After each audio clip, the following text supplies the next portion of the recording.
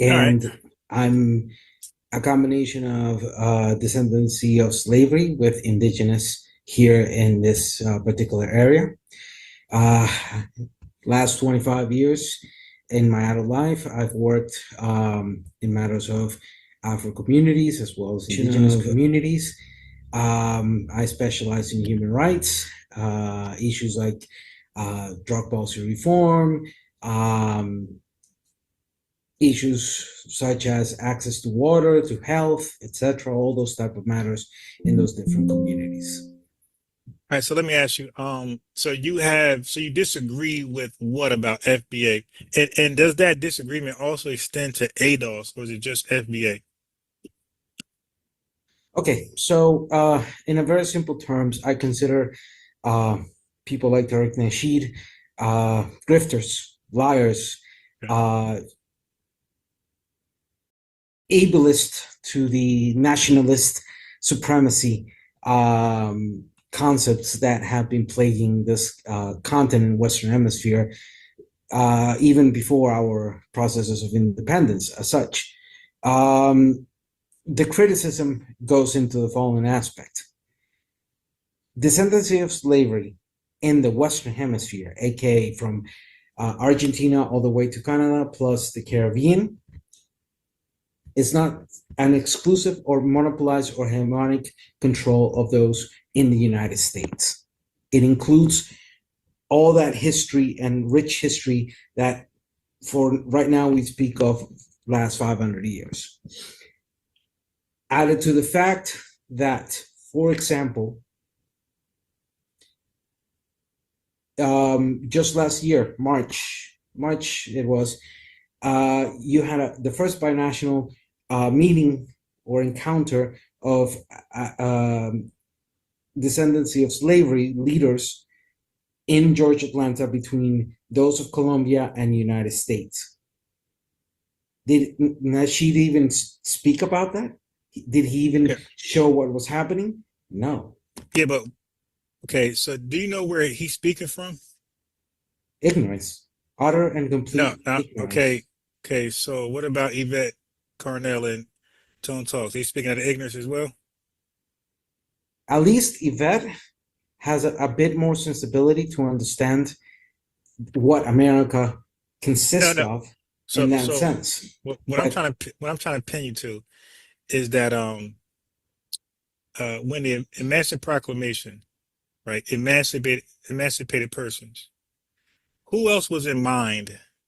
Who else was who else was in mind besides who we call FBA ADOS today? Who else was in mind when they why said, is why "Go in the history of the Western Hemisphere do we have to go to U.S. defaultism all the time? Why can we not have the honest conversation and recognizing each other's history, each other's commonality, each other's differences in regards of the experiences that we have lived in this Western Hemisphere since the Yeah, invasion of the but Europeans and the bringing of our ancestors here, as well as those like myself who are combined with indigenous of the resistance that indigenous did. An example, Pablo Prespere in Costa Rica, what was it, 50 years, 30 years prior to 1776, Pablo Prespere was doing resistance in the Talamanca in Costa Rica, and we won. We beat the Spaniards, and we recuperated land in that sense. The point being here, and I think that this is where I want to start with a conversation. I'm gonna just ask you one question. go ahead. In the Western Hemisphere, aka Argentina to Canada plus the Caribbean,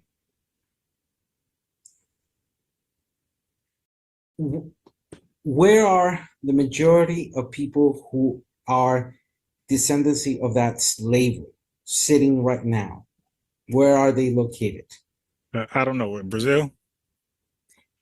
Throughout Latin America, being Brazil, Colombia, Costa Rica, Caribbean, major points Yeah, where those descendants are. yeah, maybe Brazil. I'm not sure where all the slaves went and where they were at today. Okay, so as I told you, Yes, Brazil's one example. You have Colombia, you have Venezuela, you have the Guyanas, you have the whole Caribbean, you have Central America, Panama, Costa Rica, Nicaragua, Honduras, Belize, Guatemala, and then towards Mexico. So throughout the whole area, out of the current population of Latin America of 660 million people, 150 million people are of African descent of slavery, either monoparental or mixed in that sense. Okay. Glad we can clear that out. So we can. All right. So let me, okay. So, I mean, so we got to start from somewhere, right? So now you start where, you got a starting point and we have one. Okay. And you said the Western Hemisphere. I feel like that in 2025 can be really a hard nothing burger as far as getting something done, because maybe other governments were involved, other countries were involved, and I feel like that's going to just stretch us out. So I think to compartmentalize it, to break it up, to section off, it's a better effort. So, for example, you have CARICOM, right? CARICOM had separated themselves from over here, America and Haiti and even Africa, and they're doing something for the Caribbean and whoever else, right? But they are excluding black slaves that was here in America. Like, we're not part of CARICOM, right? And whatever Haiti got going on, they're excluding outside as well. And whatever countries in Nigeria, Kenya, whatever issues they had with their colonizers, they are excluding the rest of, the African countries and the diaspora. So over here, we have a government that's not only responsible for slavery that happened in the Western Hemisphere as you're talking about, but it extended beyond Emancipation Proclamation. So we're not just seeking damages for just the slave trade, the triangular slave trade that everybody was affected. Like you said, all the places you named, they were all affected by it. But now we're saying America went beyond slavery, right? They did something called peonage. They did something called hired outs, right? Hiring out. They did something called this practice was nowhere else but here, by the way. This was a unique practice. So peonage, hired out, convict leasing, and the entire system of Jim Crow, okay, was experienced here nowhere else. And the reason why, because those slaves you're talking about, they had colonizers. America is not considered a colonized country because they literally just practice slavery. And by definition, slavery only happened here. It's when you breed. So if we look up slavery or the difference between American slavery and everywhere else, you'll see that they breeded slaves over here and they sold them. So people in those other regions were not getting sold. Their babies and their offspring were not getting sold. It wasn't a system of selling for the purpose of labor. So that only happened here. And this is why those places are called, they're being colonized. You got Jamaica, you got Haiti, you got even Nigeria. These places are considered colonized, but America was never considered a colonized country. It was considered. So, go ahead. Hold on. There's, I get there's so many things that need to be put forward in that sense. So first, let me go from back to the initial part of your conversation. First, what you call today America, aka United States, was colonized between French, English, Spanish, and some other Europeans. In fact, you fought a war to become independent for 8 years from 1176 or 1776 to 1784. 83, actually, ratification of your constitution in 84. So it's completely and utterly false. It's an ahistorical position to say, oh, America was not colonized. Let's be real on that fact. Because the history of your country, where you were born, is a matter of fact, from 1776 onward, at least those 8 years, was fighting against the colonization and the control that the British Crown had, particularly on those 13 colonies on the Eastern Shore. Second, the distinction you're making in regards of the type of slavery that was happening between the British colonies, the Spanish colonies, French colonies, etc., has to do more with the attitude and the should be quote unquote say culture to how dehumanization worked in that era of Europe. But it also is very important to signal out, because you mentioned the CARICOM.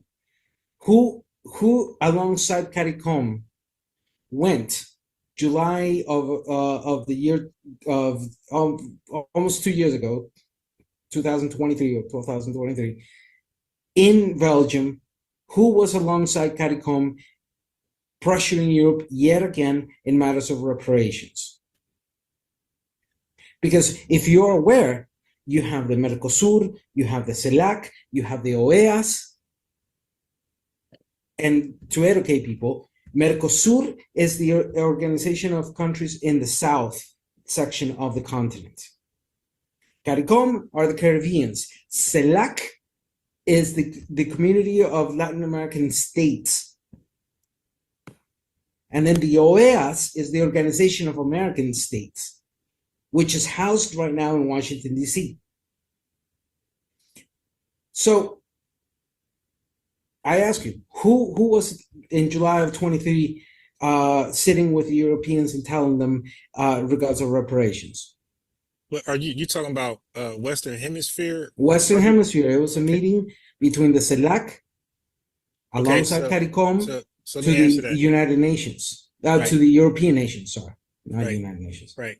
So we understand over here that it's much easier to tackle small projects before a large project, right? So over here, are you aware of those practices I gave you? Peonage, hired out, convict I'm leasing. fully aware, yes. And those practices, the Spaniards did it in many other ways. Now I got you, but I'm saying right here. Okay, so hired out. Are you because most people, not even like FBAs and ADOS, are familiar with the phrase hired out. You sure you know what hired out is? I'm sure in let's put it very simple. Chattel slavery, the condition of chattel slavery that was practiced here, and the different because so this phrase the terms I gave you are not, they're after chattel slavery, right? So chattel slavery is done. Hold on. Okay. I was about to get to that point. Give me a second. Okay. The conditions of chattel slavery and the implementation of chattel slavery through the monarch way of implementing that. When the era of independence exploited, one of the major differences, and this goes back to your initial point, one of the major differences is that the majority of Latin American countries that became independent of Spain abolished slavery from the get-go, from the constitutional ratification as soon as they became nations. Give me one country, for example. Sure, that would be, give you an example, the 5 countries of Latin America, of Central America, that became independent in 1821. By 1824, on the ratification of the constitutions, that would be Honduras, Nicaragua, Costa Rica. That's what I said. Just give me one, because I'm gonna look it up. Okay, so not only that, Mexico, when it became independent, also abolished slavery through the ratification of their first constitution. We see that in Haiti, for example, and then onwards. So the difference was that, let's put it honestly, the United States founding fathers were, at least in the subject of anti-slavery, cowards, and they did a disservice to the founding of that of what today we call United States, because they did not abolish slavery from the get-go, from the constitutional ratification, because they were too shit-faced to do it, and it took a 90-year process and a civil war to abolish that slavery at a moment where by 1850s, 1860s, the majority of that slave trade was at its death throes, to the point where even UK had abolished slavery prior to the United States. Yeah. So, So for example, Jamaica was 1833. I know about that. All right. And Jamaica didn't get their independence until 1962, and Nigeria is around the same year. 19, I think 60 was for them. So uh they abolished slavery in Jamaica in 1833, and 130 years later they got their independence. And Nigeria got the independence in 1962 as well. constantly and systematically, I'll give you an example. Wait, so you say many, are you talking The about hundreds of thousands of them, or just 10, 20, 100? You remember the referendum that was held on November 6, 2012, about 10 years ago, with 54% voting to change Puerto Rico's status, but the federal government took no action to do so? Just Yeah. 10 years ago, you would see that of that 54% voting, you had at least half of that in that arena of saying it's either we change the status or we become independent. I need to And see a large look, demonstration. it doesn't matter what you need to see. Well, you need to see it. The world needs to see it so the world can get behind them. Dude, Latin America has been behind them since 1898. No, but we need Puerto Rico to be behind themselves. We need to see a large demonstration, like, because you remember when we're in the social media, everything's online now. Where the online benefits you. We need to see a hundreds of thousands of Puerto Ricans opposing. If we look at it, the 2020 Puerto Rican general election, the Puerto Rican Independence Party achieved 13.6% of the vote, a significant increase from 4 years ago. And we're seeing that increase ever more slightly, including with the arrival of Trump. Yeah, but this is the thing. This is the point of you trying to counter very badly, may I add. I'm not the counting. point that I'm United saying States is not colonized or has no control since 1898 on Puerto Rico. Yeah, I don't believe they're colonizing them. And look at what you jumped. You jumped at the fact of me mentioning that the era of independence went from 1776 to 1974, being the first nation to become independent, what is modern day Eastern Shore of the United States. And the last country to become independent is Suriname. And actually, just 2 or 3 years ago, we saw Barbados abandoning the Commonwealth and finally becoming an independent nation away from the Commonwealth in that sense. Jamaica, the conversations are after what happened with Barbados, that is happening. But look at what you jumped at. You jumped at the fact that Puerto Rico has not been an independent nation since 1898 and has been in utter and complete control of the United States. And that form of neocolonization has so many different impacts, society-wise, politically-wise, economically-wise. So to them, I gave you concrete data. I gave you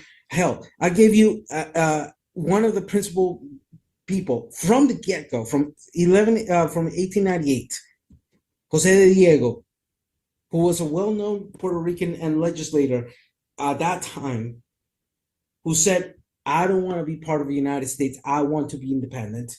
And from that onward moment, from 1898 to today, the sentiment of independence is still very present in Puerto Rico. So for you to have the audacity of saying, I need to see it without recognizing the historical context and the historical context that leads up to today, it just shows to us that you didn't, there's a grade of disingenuity and dishonesty in the conversation. Because then you're just trying to attempt to cherry pick in that sense the points of the conversation. But if we go back to this point of conversation, and I'm going to be very definite with you and I'll shut up in that moment. 1, the history of the Western Hemisphere pertaining to indigenous and descendancy of slavery pertaining to the last 500 years, and out of those 500 years, the last 200 to 250 years, pertaining to the realities and the impacts, recognizing each other's particular history and the regions of the Western Hemisphere, recognizing that in the circumstance of United States, unlike Latin America, you did not abolish slavery from the get-go, from the ratification of the Constitution. Within 90 years after that ratification and the setting of the country, you had to go to a civil war. And after that civil war, your country set an apartheid state for 100 years that ended in the 60s of the last century. And the last 60 years, your own country has established via the international laws and through a one rule fits all, one of the major impacts towards our communities, which is the war on drugs. So it says that United States did colonize them back in 1893.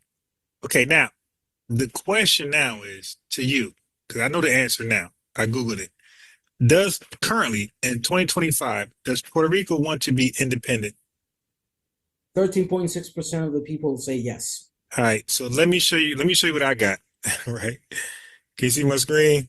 Well, you weren't Googling, but I know this by the top of my head, man. Okay, all right. And now look, then you got to show me something, because I'm gonna show you something. You're showing on Wikipedia.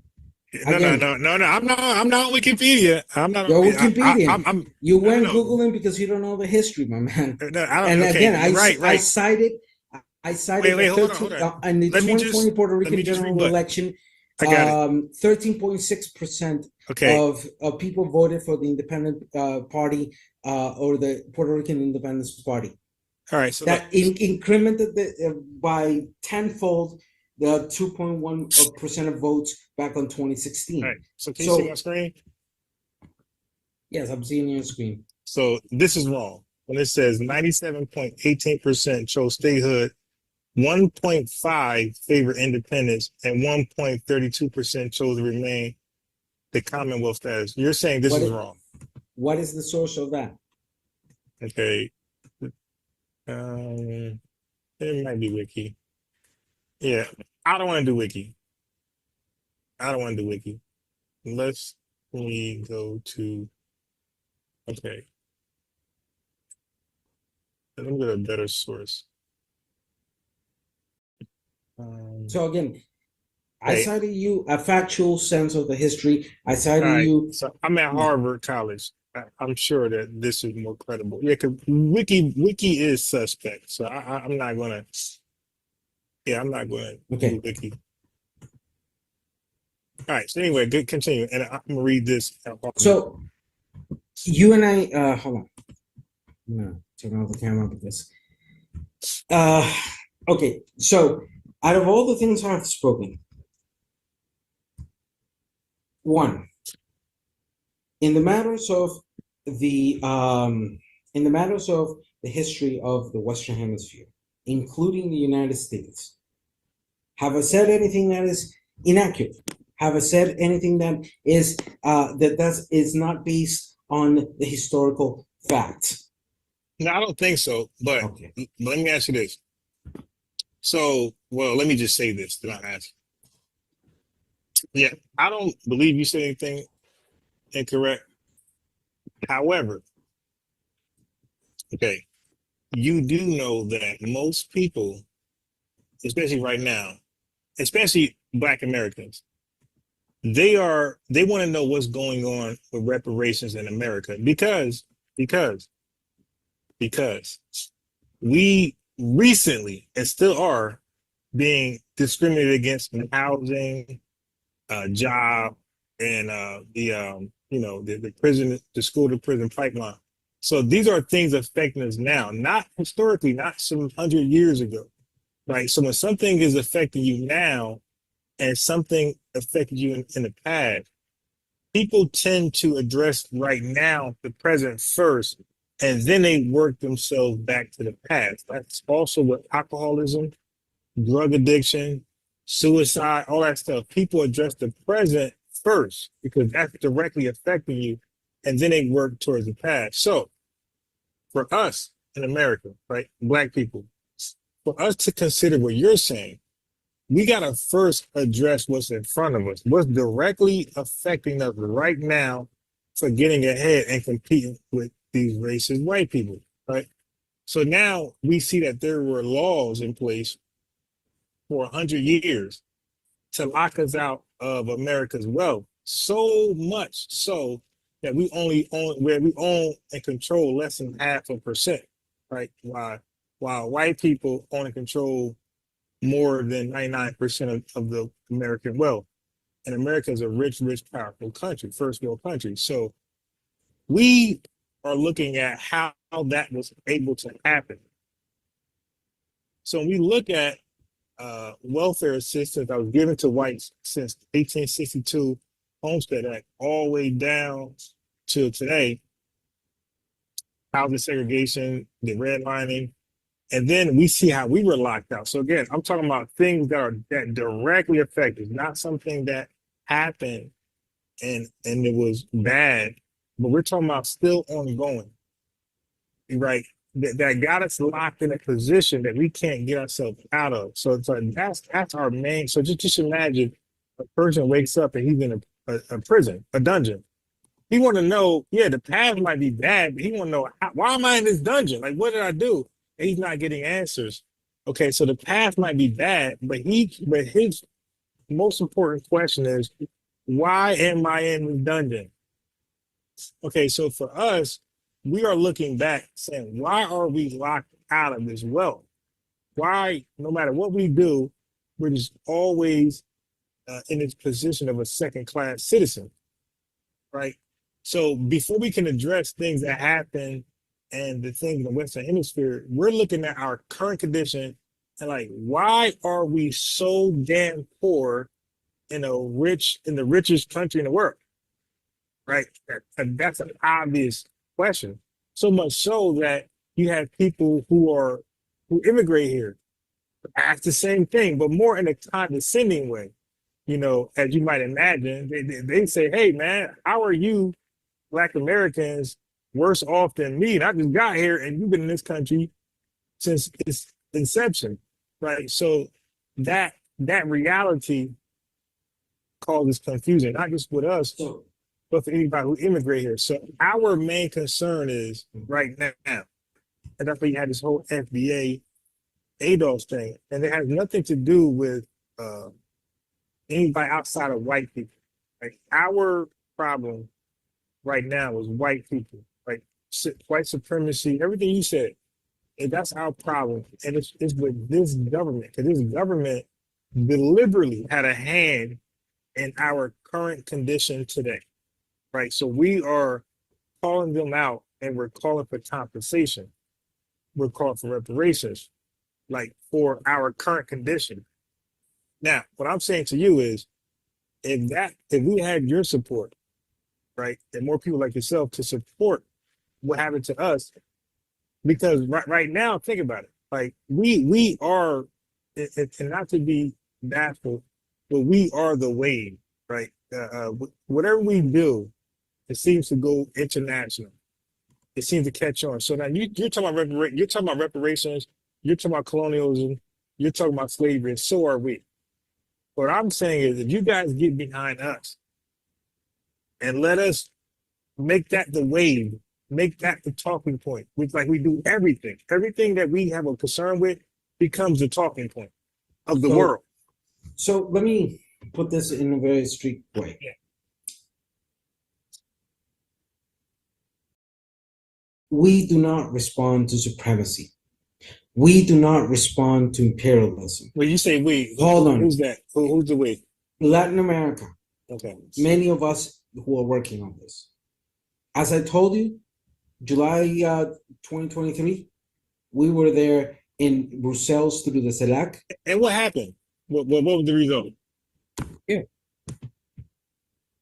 You know, where can I send you this link? I think I can put it on your chat. You can put the link in the chat. Yeah, all right. This is the declaration. And for example, there are several news that came out. One of them, very important. This is Reuters. routers telling us what happened there, and I'm just saying telling us because I was there. European nation says slavery inflicted horrendous harm. That's just one example of the effects that had in that sense. Right. Another example would be the president, behind the president of Portugal admitting to that to Okay, so watch this. to the things that happen in that sense. Now, Okay. hold on before you kick in, Because you did mention a lot. I want to make Portugal 2 is points. different from the United States. That's what I'm trying to point out to you. Hold on. I want to make 2 points on this. Go ahead. First, we have always been supporting you as equals, I don't believe not underneath you or not above you just because you're U.S. citizens.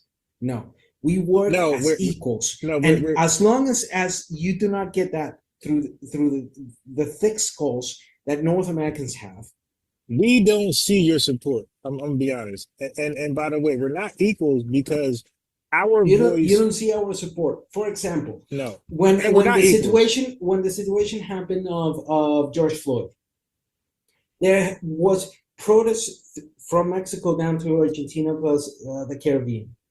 In fact, in my own country, now something interesting. I'll bring that up later about Marcus Garvey. In my own country, we protested in regards of the situations of what were happening in the United States. And kid you not, in the Afro community, a gringo hoisted the Confederate flag, the Dixie flag, in Costa Rica. It did not last long because we reminded him of our history and William Walker. And we reminded him that we will burn that Dixie flag if ever it's hoisted in our country.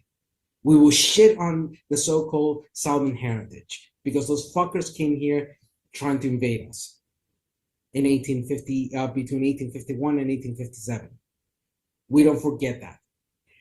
But not only that, throughout the international community, we continuously pressured the embassies and the Department of State in regards to the issues that were happening in the United States. So let's be very frank. Please. The problem of people like Tariq is that they ain't got no dignity. Wait. Hold on. Before we go there, what was your thing about Marcus Garvey? Now, hold it. Now, Marcus Garvey. Wait. I got your question. All right, wait. Hold on. When he first wait. 1 second. Mm-hmm. Though the channel we both were on, right? We were both in the chat. Notice how I'm inviting those guys because they had all these questions for FBA, right? Look. Wait. I'm my own person. I got it. Whatever they decide or not decide as individuals, it's up to them. I'm not asking you to speak on their behalf. You're a witness. I'm subpoenaing you as a witness. I'm saying that they were woofing, right? And they had a lot to say. And I'm in the chat like you're in the chat. How come they never said FBA unit, hop on? Okay, because they had all these weird questions that they did not want answered. Because I'm in the chat like you're in the chat. Wait. The owner of the page, and talk directly to Kofi. I can't speak on that sense. Do not obligate me to speak on that matter because I'd rather speak on the issues and I got it. Just relax. I think you can agree on that. Okay, cool. But that's something for the chat to know as well. Okay, that we were both your page. on it. I got Don't it. address it to me, address it to your chat. Yeah, well, to you too, because we were both there, and they're talking trash about me, right? About me, they're talking trash about me, and I'm just saying I'm here. Like, why not send the link? Look, all right, so now I've known Kofi for a short while. Okay, if you pop up into his StreamYard, he pops you in and starts talking. Yeah, sure. I've seen him doing that. Yeah, okay, cool. But everybody that's all I can say. I got it. But have you ever seen him accept an invite? Yes. Okay, so good. So now he should accept his invite, right? Because my channel is a lot larger than his. So now we should so he should accept the invite to come over here. Now guys like him are totally unqualified to talk to me about this topic, and so are you, by the way. But I want How you am I to. unqualified? Okay, I'm gonna show you right now. So Marcus Garvey, go ahead. I'm gonna show you Okay. how little you know about Marcus Garvey. Go ahead. Let me ask you something. Yes. The first time Marcus Garvey exited Jamaica at 23 years old, 1910. What was the first countries he What? arrived before United States? Okay, so I know he was studying about FBA history. I believe he was in London. I know he's a European country. I think he was in London, and I can't recall all the countries, but I know for a fact he was in London studying for sure. Okay. So by 1910, Marcus Garvey arrived at Costa Rica, my country. He set up in Limon in the Caribbean section, which is the Afro community section of Costa Rica. He even set up the Black Line Star here, and he helped and attempted to push against the United Fruit Company, nowadays Chiquitita. After several issues in Costa Rica, he exited and he went to Panama. He went to Colombia. So was he successful in Costa Rica? To a degree, yes. In fact, did he accomplish his goals in Costa Rica? In many senses, yes. And now there's no. Oh shit. Okay. Black Line. Are you aware of the historical Black Line building in Limon, Costa Rica, that recently unfortunately burned down? That it was a historical building that Marcus Garvey helped build in the center of the. How did he get how did he get the funds to build that building? There were three major aspects at that time, because Black Line was built by 22, 25, if I'm not incorrect. And he funded that, as history goes. I would have to continuously verify on that, through the means that he obtained after he arrived in the United States. So all that scamming money. I got it. So it was all that scamming money. Okay. Yeah. Not only through the United States, but also through Costa Ricans who helped put money forward. So it was a joint venture between his adventures and his mobilization. His first experience with FBA, he raised $600,000. He never did that in Costa Rica, and that's his first attempt raising. So he raised millions in just America alone. So he didn't need no money for Costa Rica. He generated millions. He had. Hold on. It's reported. But first of all, everybody who's an FBA, who's a part of it, UNI bullshit, they all was paying monthly fees. Nobody in Costa Rica was paying monthly fees. And it's reported. There were people in Costa Rica paying monthly fees. Well, hold on. It's reported. So let me ask you this. In America, it's reported he had how many followers? Dude, this isn't a fucking competition. No. We're doing math. Okay, relax. The point being is Marcus Garvey went around Western Hemisphere, and yes, one of his major bases was United States, but alongside Costa Rica. Sir, hold on. You asked me a question about the first countries he visited. Okay, so now first of all, I teach chess. All right, so I'm a smart guy. I teach chess. I know about strategy, tactical, and shit planning. So I'm not gonna allow people to ask me questions when I can't ask the questions back. That's never gonna happen. Okay, because if that's what we're doing, don't ask me, just talk. Don't ask me more questions. So if you ask me, this is quid pro quo here. If you ask me a question, I'm going to ask the question back, and my question back is relevant. I'm asking about how many followers is reported he had here in America. You either know or you don't know. It's okay if you don't know. First, quid pro quo means something for something, or a favor for a favor. Even exchange. Got it. In the essence of this type of debate, there's no such thing as a quid pro quo. It's not debate. Okay, dude. It is a form of debate. We're debating. We're not. Contesting each other's points, and we're generating in that sense. Okay. So if you do not like labels, why are you labeling? And why are you then? I never said I don't like labels. But I'm asking a simple question. It's reported. You can Google it. It's reported. How many followers? We're going to do math. Wait. Because I'm trying to. Why does that matter? Why does that matter? Give me a reasoning as to why we're in a competition So Which without a country in the Western competition, Hemisphere had more followers for so Marcus because Garvey? we know he had What more, is the but here that's not relevance on that's that? that's not, so I'm gonna ask you a question for you. You don't know. 2 What million. would Marcus Garvey tell you at Okay. this moment Okay. of you Well, exposing that? he ain't He gonna will tell me tell shit you. because he a goddamn scammer. And we're gonna get to that. Now, He most possibly will look at you and say that's a foolish argument. no, he Because wasn't. at the end, Well, all first of of us all, here I'm gonna say are go. I'm of gonna say that Garvey history. must go. If I ever see that clown, I'm gonna say what my FBA leader said, my ancestors said. They said Garvey must go.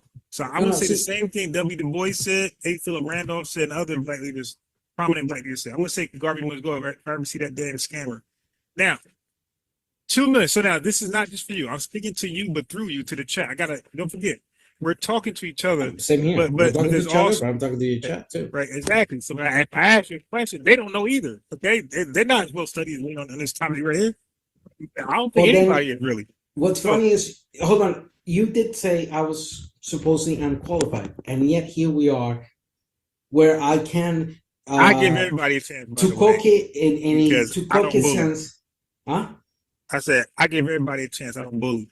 Okay. Now, however, you've come to realize that I'm extremely well qualified in the historical. Not on Marcus Garvey, you're not. Okay, so I'm gonna prove it. Again, you couldn't even answer to me when he was 23 years old. I'm talking about Marcus Garvey in America. Okay. I'm talking about Marcus Garvey in America too. America is not just your country. All right. Okay. Well, I'm talking about the United States. Okay, got it. My fault.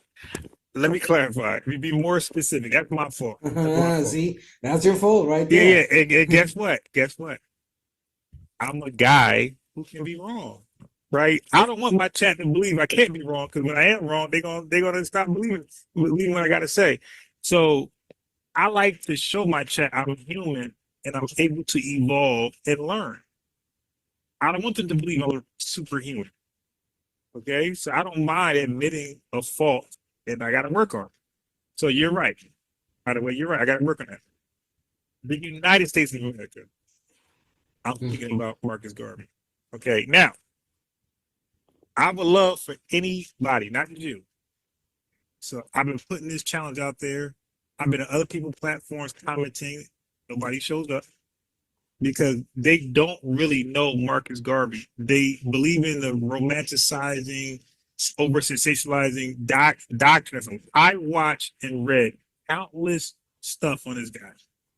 Okay, in America, in the United States of America. So it's reported he had up to 2 million followers. That's not confirmed, but that's just reported. Okay, but he definitely had hundreds of thousands of followers. Okay, so but they were all paying a monthly fee, 35 cents, and some more, and plus the stocks that he sold, right? So now, and then we can move off Marcus Garvey. But do you believe he was a scammer or fraudster? Yes or no? It's just a yes or no question. The evidence tells us that he did a lot of stuff that, to today's standards, could be seen. No. I'm talking about back then. Did he defraud his investors? Yes or no? Way back in 1914, 15. Did he defraud his investors? Yes or no? There's no evidence towards that. Yeah, yes, it is, because he sold them. As a matter of fact, a lot of people complain, by the way. So there's documents of investors complaining. So what he did was he sold stocks to a ship that he did not own, and that ship was called the Orion. Okay, so he had brochures and images of a ship he did not yet own. He lied and said he owned it, and the investors invested, and then he bought it, or attempted to buy it. But by then, J. Edgar Hoover swept in like an angel of God to deport his ass. So we do have evidence. That's why I say most people on Marcus Garvey is not qualified to have this conversation with me, because most people just go off the over sensationalized or romanticized history of this guy. So this guy was a scammer, a defrauster. I'm not a defender of Marcus Garvey. Okay, but the point being here is, go ahead, to the major context. Wait. Of his contributions to the conversation of the reality at that moment and to today. and some good points he had, especially his understanding that, and this goes to the point we've been orbiting around. So yeah, so get to it and land your plane quickly. Yeah, Like I'm going to land very quickly on my very point. quickly, because I think you're right. very smart. So I can get to a point, drop it, and get off, Okay. and come back. I'm about to drop it right now if you allow. Please, 1 minute, Point 30 being seconds max. here is in AK, America, North, Central, South, and Caribbean. Marcus Garvey, right? No, I'm speaking about America only, because I don't know about his international. There's no such thing as an America only. Okay, United States of America. You admitted to that. Okay, his work amongst Black Americans, Negroes, Black color, US FBA, ADOS. Okay, those folks. Okay, I'm speaking about his dealings with us specifically. I'm saying they were fraudulent. He was a liar and a charlatan, and this is what Black leaders at that time called him to his face, like W. Du Bois and A. Philip Randolph called him to his face, a scammer, a liar, and a defroster, to his face. They didn't wait until he left and got deported. They told him to his face, like, dude, what are you doing? He's doing everything opposite of what our activists were doing. First of all, A. Philip Randolph, I know you know nothing about him. Is that true? About what? A. Philip Randolph. No, I may know a little bit on it. Okay. I know it's from US in that sense. Yeah, okay. So wait. Hold on. So not just you. I know most FBAs don't know shit about it. And ADOS and whoever else, white America. Okay, so he is called the father of the civil rights movement. So now he's supposed to, and I'm not saying for you, I'm saying for my people, if he's the father of the civil rights movement, then we should for sure know who this guy is, because we know who Dr. King is and everybody else that came afterwards. But how do we don't know the guy who fathered it, right? It says A. Philip Randolph. Okay, so A. Philip Randolph was a time with Garvey, and he never liked Garvey, and he told Garvey to his face he never liked. He thought he was a scammer and a charlatan, which he really was. For one, let me just update you. Garvey had this back to Africa ideology that he never really was successful in Jamaica. So if you live in Jamaica, why are you not doing a back to Africa with the Jamaicans first and develop a proof of concept, and then come to us and say, hey man, look guys, I was able to get my people, or a large part of my people, or some of my people, into Africa successfully, and now they're free from colonialism, white supremacy, and the white man. Okay, so guys, join this movement, and you guys too will see the promised land, right? No, he tried it in Jamaica. They said kick rocks. He ran over here, and by the way, he never been to Africa, never in his life. But somehow he's gonna get us over there. Okay, so he was able to buy a couple of ships by scamming, selling stocks things he did not own, and he bought a couple of ships. They all sunk except for one. One actually took a crew of FBAs to Liberia, by the way. And the Liberian president said, get thee behind me, Satan. The Liberian government knew nothing about Marcus Garvey, or no deal that he's supposed to bring folks to his country. So he put out a memo after he arrested those FBAs and deported them. He put out a memo to Marcus Garvey and everybody else in America. He said, don't come here again. So Marcus Garvey, this plan back to Africa, to Liberia, the president said, don't come here again.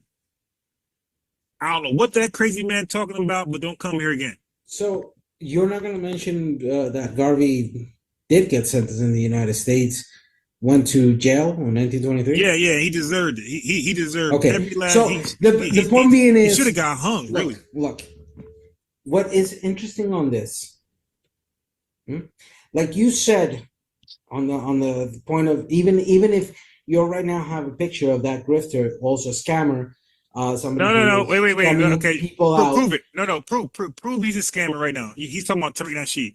So right now, the clock, you got all time, right? You got 10 minutes. Prove he's a scammer. In this sense, you forgive one and do not forgive the other one. Exactly. Because you have no. more Prove he's a scammer information first. into that. No, okay. So what I did was I proved Garvey was a scammer because he sold stocks so it should be their own. Okay, now you prove Tariq Nasheed's a scammer. Go. And why are you defending them? I'm No, not defending I'm Marcus not. Garvey. No, Why are you defending Tariq if he's not well, your leader? no, And no. if you're defending him, Wait. I defend you. You're not my leader, but if somebody lie on you. So my name is Unbiased Ron, by the way. So in the chat, that's me too, Unbiased Ron.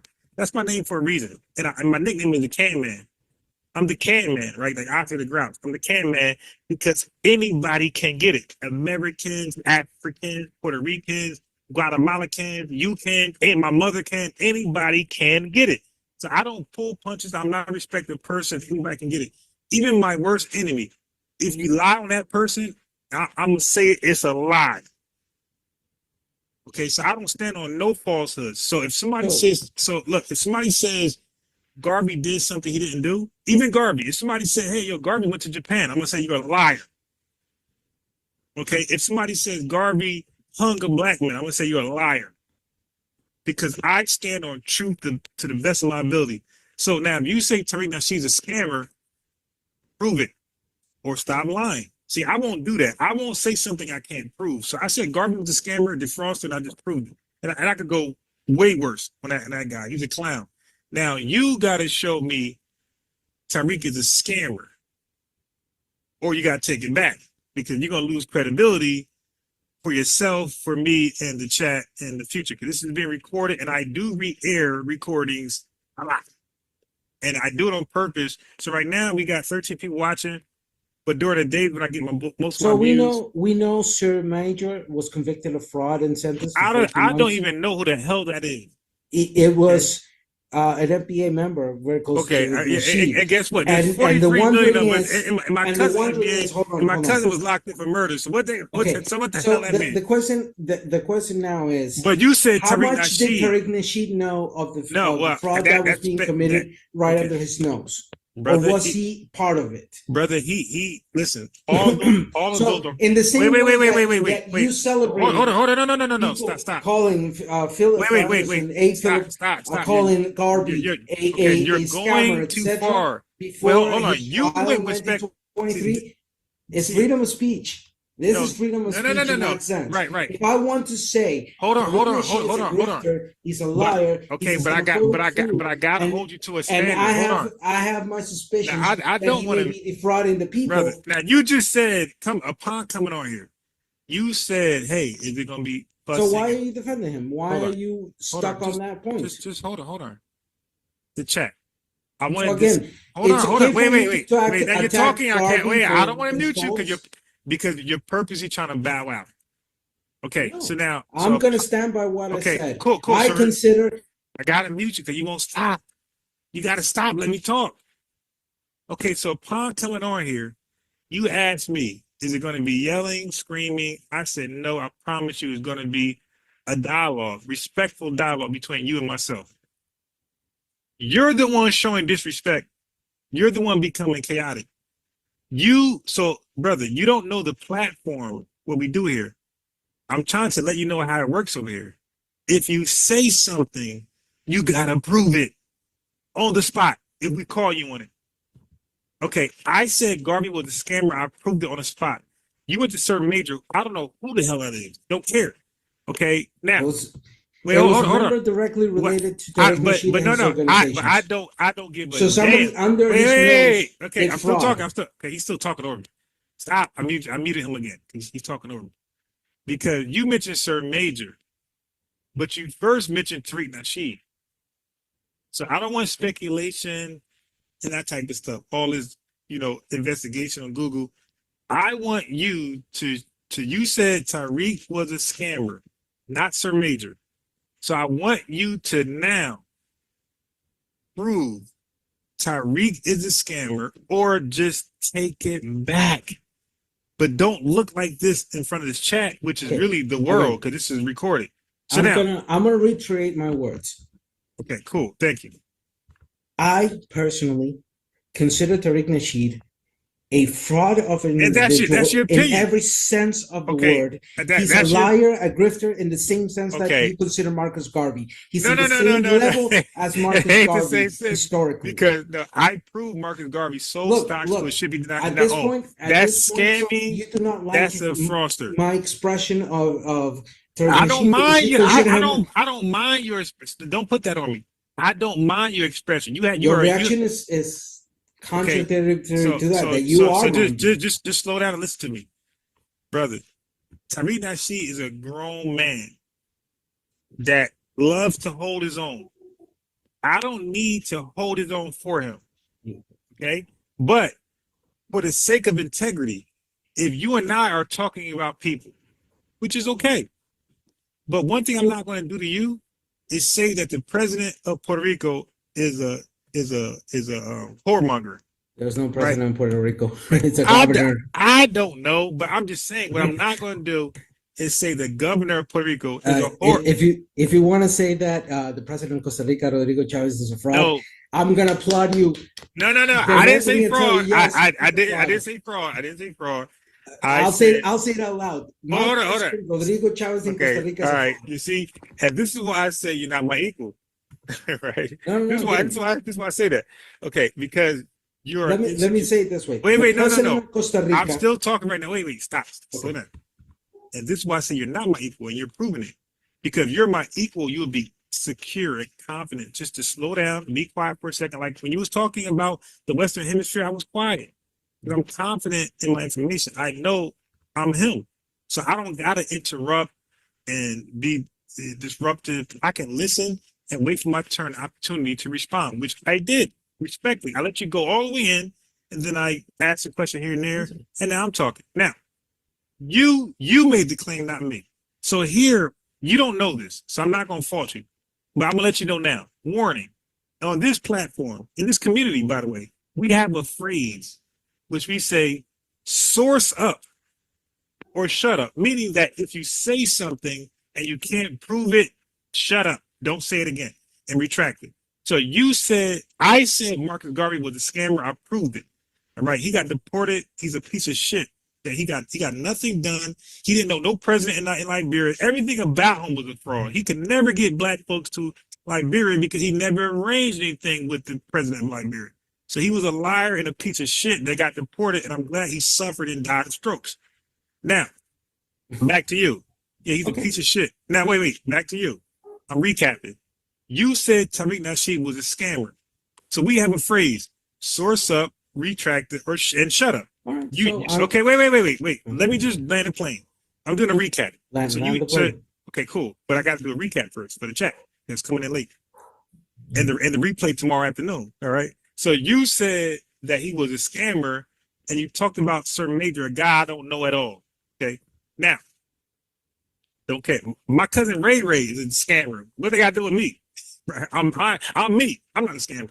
Okay. So tell me, and I love Ray. You dig? I hang with Ray when I can to influence him better, but he chose the streets. That got nothing to do with me, right? Okay. Now, you admit you can't prove it, so you got to take him back. So I'm saying, so you're the person emotional about a character, not me, because I'm not going to lie on you or anybody else because I'm mad. Marcus Garvey is a piece of shit in every way possible. And this is why nobody from the Caribbean would debate Marcus Garvey, and no Pan-Africanist or no RBG or no African from the country would debate Marcus Garvey because they know he's a piece of shit. Brother Reggie, who's probably the most intelligent person on Marcus Garvey, didn't even dare. He said, "Yo, you got it. I'm a knock my king over. I won't even dare debate with Marcus Garvey." He said, "You got it." Brother Reggie, who's Pan-Africanist all the way, he said, "Bro, you got it." Because they know that he's a piece of shit. Ron. All right, but go ahead. So I said enough. I like my play. Yeah, Your sure. turn. It's very simple in this sense. And I'm going to do also recap for the people in the chat. This whole conversation began because I just simply asked a question regarding the history of Marcus Garvey. In all your points, you came across and said all those things you wanted to say about Marcus Garvey. Did I once... I had more. Did I once even remotely try to defend Marcus Garvey? No. Yes. No, I did not. I did not. She did. I didn't. And in what sense did I defend Marcus Garvey? I was just talking in regards to the history of Marcus Garvey, but not He on has no Marcus history. Garvey His history itself. is shitty. Okay, hold on. Did He was I a failure everywhere he oppose? went. Did I again, Ron? Did I oppose? Did I defend Marcus Garvey? No, I didn't. Yes. The Yes, only you did. thing, no, you're lying, Ron. You can go No, back to this you did conversation. because you You went can go back back to this and conversation you and went back and not rebutted with Tariq Nasheed. So you used no Tariq Nasheed again as a no, you're defense for wrong, Marcus Garvey. Ron. Again, the only question I asked regarding Marcus Garvey is when he exited Jamaica on 1910, 23 years old, what was the first place he arrived to? You couldn't answer that. I don't He care. went Like, into it's England. okay. But again, I just wanted to prove the point that you did not, your claim in regarding knowing about Marcus Garvey In the is United what? States, right? I Okay, hold clarified. on, hold Okay, you on. got me. So I Okay, in clarified. the United In the States, then you United clarify. States. But you Okay, see that thank in you the for helping me beginning. correct myself. Okay, Thank you. so all right. I don't mind that. I'm Second point. secure. Second point. So Yes. I did not defend Marcus Garvey. The whole Nobody intention cares. He's of that indefensible. He's point. a piece of shit scammer. That should have Okay, been hung, actually. They hold should on. have It hung does. his ass over I there. don't care. I don't care. Go ahead, say it. The guy's dead. Who gives a damn? Nah. Again, They should have hung his ass for the shit he did. whatever. I'm okay with that. I don't give a damn about your freedom of speech in regards of a particular That's individual. scammer, man. I wish like hell So and then would have now, been hung. look. Can you exit one moment for your bias in regards of Garvey? Sure. Okay. So you told me you like to play chess. Yeah, I'm a chess teacher and I'm good at chess, right? All right. I play chess myself. I'm pretty good at it, but you know what I prefer playing? What's that? Go. Golf. Wiki. Go. No, Go. Translated from Chinese is Wiki. The one that has the white and black dots. It's all about territorial, etc. So ain't better than chess. Look, chess is lineal in many ways. I like it, but I prefer Go. I like. What's your chess rating in chess? I'll tell you who's good at chess or not. What's your rating? Dude, I haven't played in a long while. The last rating I had was in the low 720s. All right, so now, respectfully, I gotta say you were a beginner. Yeah, I was a beginner. I'm not gonna tell you otherwise. Yeah, I like chess, but anyway, go ahead. I'm much better on Go. So Yeah, I'm not gonna brag. I would say only because you have not been taught correctly how to play chess. That's why. Yeah, no. I mean, I like playing chess in a very. But you were never taught correctly. Because, for example, it doesn't matter. The point being here is well, that does matter to be taught correctly. How I apply strategy in matters of politics. I'll give you an example. I pushed for something here in my country, in Costa Rica, for 13 years. Something that everybody was telling me was impossible to achieve. And I achieved it because I knew how to strategize, etc. So, and the point being here is back to this conversation. The question of Marcus Garvey was just a point of historical reference that I wanted to place forward. Okay, so we did that. You went on your rant regarding Marcus Garvey. In one moment, I have not even defended him in any way, shape, form, or manner. I was just indicating that point of reference historically. Second, the point of contesting then is that I turned the table in regard to Tariq Nasheed, and I will stand by my words. Yeah, but you got to prove it. For me, as an individual, I will say the same things A. Phillips, the other A. Philip Brando said regarding Marcus Garvey. I'll say it to his face. I consider Tariq Nasheed to be a charlatan, a scammer, a liar. But you couldn't prove it though. So like he wouldn't even care. Could Philip Brando prove before the whole thing? Yes. Okay, so now if he doesn't like me saying that, he can come down to my country and he can sue me in my courts. No, he's not gonna sue you because he's a coward. No. FBAs, we don't sweat that, right? We're used to white supremacists said the worst about Marcus Garvey didn't sweat that when he was. Oh yes, he did because he did because he was going at W. Du Bois really hard, so he definitely sweated that. but he was afraid of FBA Philip But Randolph. anyhow, the point being here is that it doesn't tether. really. The point being here is that you jumped at his defense because internally. Well, if you allow him, yes. If you allow anybody, a matter of fact, look, some people are not religious, right? I'm not. I'm an atheist, man. I give right. 10 bleeding craps about Abrahamic religion's bullshit. Good. And I'm not saying you should, but and I wouldn't mind you expressing your beliefs about your anti-beliefs about it. I wouldn't even care. But if you were to lie and say Jesus was Moses' brother, I'm gonna be like, bro, where'd you read that? Well, can we say that Jesus and Buddha and Shiva were sitting down and having a game of poker? And yeah, but if you seriously believe that, I'm gonna say, brother, listen, you have a history of lying on people. I don't believe in anything. You lied on Tariq, so you might lie on Buddha and Jesus. In the matters of your reaction in Marcus Garvey is my same reaction towards Billy Carson or Tariq Nasheed or many other charlatans, like Lord Jamar, etc. It's the same antibody that their supremacy, xenophobic stances originate in me in this whole conversation. How this individual, Tariq Nasheed, has become a voice for supremacy. And the worst of all, he's become a tool for white supremacy and gringo supremacy. That's my problem, and I understand it. All right. That's why I like to go into the depth of the subject and what I brought to the table in regards of the reality of the Western Hemisphere, aka America, aka North, Central, South, and Caribbean. But that's not what's in question. No, it is in question. If you look at his page, he is arbitrarily defining who is an FBA in the Western Hemisphere. He's arbitrarily he's talking about the United States. Yeah, because the only thing he can see, this dumbass, like the gringo he is. No, that's all he should see for right now. So see, the thing with you is you're too early. You're too early. You're talking about a bigger fish to fry, and right now we're eating whitings. We've been here since the 500-year history, especially the African descendants of slavery, alongside those in what is modern day United States. Not only that, but in the process of independence, like I said before, the majority of our countries abolished slavery. Heck, the situation of United States when it became a country not abolishing slavery, well, that's a shithole of the foundational people who were there at that moment. And then we recognize the difference of that particular history and what that took.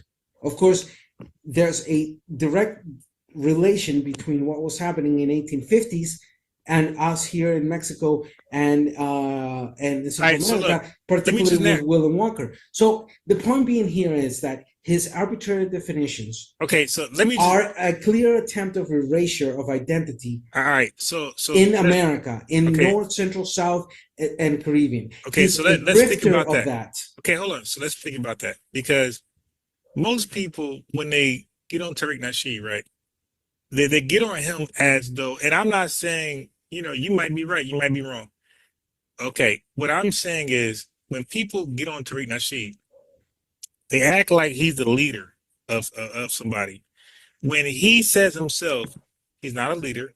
And then people like myself in the chat says he's not a leader. So if we all agree, and matter of fact, he don't put himself in position, he's not a politician, he's not in leadership, he don't have an organization, he's not in leadership in no which way, shape, form. So in every aspect, he's literally not a leader. You defended him like the leader. No. Hey, your whole reaction was protecting the leader. I'm sorry, but that's how it seems. No. Well, first of all, he's FBA.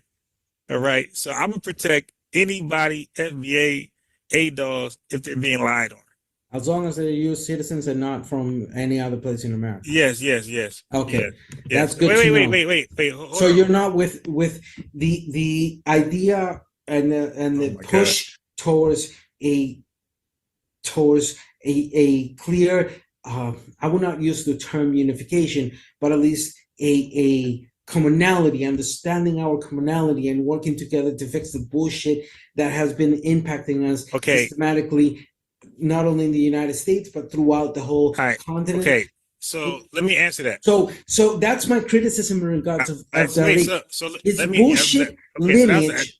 Hold on. Is supremacy. He's working for the white man. That's the point. Listen, okay, well, the white man hates him. All right, so look, let me, because the white men love him. Oh no, the white. Wait, I showed you the ADOS website. ADOS is asking for $20 trillion. The white man doesn't love that. Okay, no, if you get in that white man pockets, you become his enemy. And us, through our government, CELAC and the CARICOM, we're asking for 10 times that value to the Europeans. Yeah, right, I got it. And look, and it's probably worth it. But what I'm saying is that not you, but the Mexicans, right? Mexicans, they identify themselves as Mexicans, and don't the world identify them as Mexicans? And you're identifying yourselves as quote unquote American and defining American as just one country in the whole continent. Slow down. I'm talking about Mexicans right now. Don't Mexicans identify themselves to the world as Mexicans, right? Where are you trying to get with this? What's your point of the argument? That's either a yes or no. Do Mexicans accept the term Mexican? Just like you identify yourselves as Americans, I'm speaking about. See now, okay, so I see where it's going. Okay, what is the point? So he comes off as humble, transparent, full of disclosure, but you see, he's really just insecure. Now he thought coming on here prior that it was going to be a shouting match. I said, bro, I'm not. It hasn't been. I'm glad it hasn't been. Right. Because I kept trying to let you know, bro, I'm not who you think I am. Then you said, hey man, I will be a worthy opponent. I was like, no, you won't. And I was dead ass. And right now it's coming off that you're not. I'm asking you a yes or no. You ask me the yes or no question, I answer yes or no. I'm asking you a yes or no question, and you're intimidated because you think I have. No, I'm not intimidated. I want clarification because I do not understand the point of your question. I got Why are you asking that? Okay, what is the reasoning behind that point? I will let you know after the yes or no. Do Mexicans appreciate themselves being called Mexicans by the world? Yes or no? Yeah. What's your point? Cool. I got it. All right, that's the question. Okay. What's your point? Land the plane. Let's keep going back to us. Okay, but now aren't they largely Native Americans? Out of the 110 million population of Mexicans, 12 to 15% of them are of indigenous origin. Anywhere between another 12% or 15% is a mixture or admixture between European indigenous with African descendants of slavery. What's your point? It's the same. You have the same issue in the United States. What's your point? Why are you singling out Mexico? Okay, slow down, because it's called an analogy. Yo, this guy. Yeah, he's supposedly my equal, but this guy is insecure as hell. What's your point? Where you going? Let me tell you. I'm so confident when I talk to these guys, because I'm anticipating the move you're trying to make. Bro, you're not a chess player. You just said you're not a chess player. I am. So you're not, and you're 700. You're not my level on chess. Okay, so you're not anticipating anything. Player as you are, but exactly. So you can't anticipate my move. You can't even see it. All right. I've seen it. it. Why are you asking me that? If you see it, why you asking me? Please land your plane. Please. Okay. What is your reference, your mark of reference to single out the Mexicans to then say, oh, we don't have a nationality? Is that your final point? Is that what you're trying to tell me? No. Okay, so the Mexicans, just for the Mexicans that apply. So for those Mexicans that show 70%, 80%, 60%, but majority Native American and a small minority of Spain, right? Spaniard. Are they now?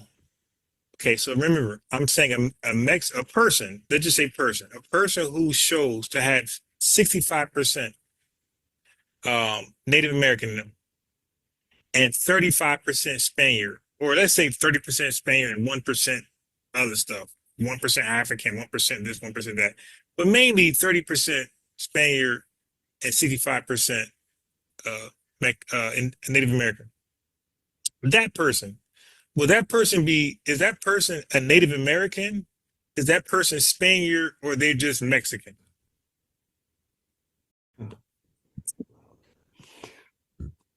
Do you understand how ethnicity works? Yeah, like this is a calculus question, bro. I'm just No. asking you. It is a stupid question because oh my god. he's I'm gonna simply put it this way. Level. Yeah, y'all gotta do a better job. Hold on. It is a stupid question because he's not on my level. Okay, so answer this stupid question. I'm way ahead of your level because, bro. Hey, where'd you go with this? Let you play. Yo, just no, you've been playing all this time. You did not land your plane. Your question lacks of any sense of north or any sense of anthropological, archaeological, or even ethnicity understanding. So let me put you in this example. Okay. One, a person identifies themselves first and foremost with what their parents is able to provide them as a guidance of that identity. Usually that is attached to a nationality from either aka US, United States, Mexico, Canada, whatever. All right. Right. And second aspect, the parents will give that person the cultural tools of the origin they are from, usually or normally. Yes, there are other ways of that happening in that sense. So to understand the cultural, social, that then can derive into political identities as such, your whole explanation was nonsensical because a person identified themselves by that lineage to which they are born to, and which those parents provide the tools in order to do so. But then as that person grows, that identity is also fed by the social norms that is around that person. So what is the point of you singling out the Mexicans? Okay, cool. Nonsensical. Just relax.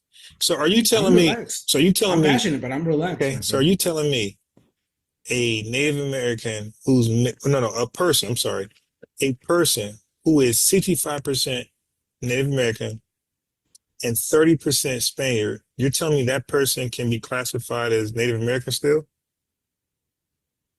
Native Americans, of the people who were here prior to the arrival of Europeans, all the populations that were from Argentina up to Canada, plus the Caribbean. That ranges from Chickasaw cultures to Nahuatl cultures. Yeah, but I was thinking about one individual. Can that individual claim Native American status? The person who has 35% Spaniard in them, or 30% with 60%, 65%. That's just a simple question. You're trying to apply. I'm trying to apply. Bro, hold on. Let me break your argument in this way. I don't have an argument. I'm just asking a simple question. Okay. But you think I'm so smart that I always got a gotcha somewhere. So riddle me this. Why do we have to be categorized by the one drop rule or the all right, so let me skip past that's only applicable for U.S. Okay, so you don't want to answer. And U.S. citizens. Right, for the rest of us, we don't give a shit. The important thing is that person, if that person is going to identify with a native population in each of the countries, that they at least involve themselves with that culture. That is far more important than the bullshit categorizations of your country that are as stupid as maintaining the imperial metric system. Okay, so that person, no matter how they feel about themselves, will not be welcome to a Native American tribe. Right? They're gonna ask that fool to do a DNA test, and once they see that 30% Spaniard in there, that only works in the United States. Okay, that only works in the United States. That's all that matters right now. Rules that only apply within your country. Because we're the only country that does DNA tests. Y'all don't. No, hold on. That's why you got that huge jacket problem. Let me break away your argument. you are applying principles that I didn't. only are I didn't. I don't applicable even have within the argument. I'm just community trying of to the get a United sincere States answer from to you. Mexico, which it categorizes groups through other means. So this is the problem of U.S. defaultism. You think that we all work like your country and the shitty ways you do categorization for people. Well, we can only speak from the context of my country. I don't know shit about somewhere else. That's the thing, my friend. I know the context of your country as well as the context of I don't my think country. you do.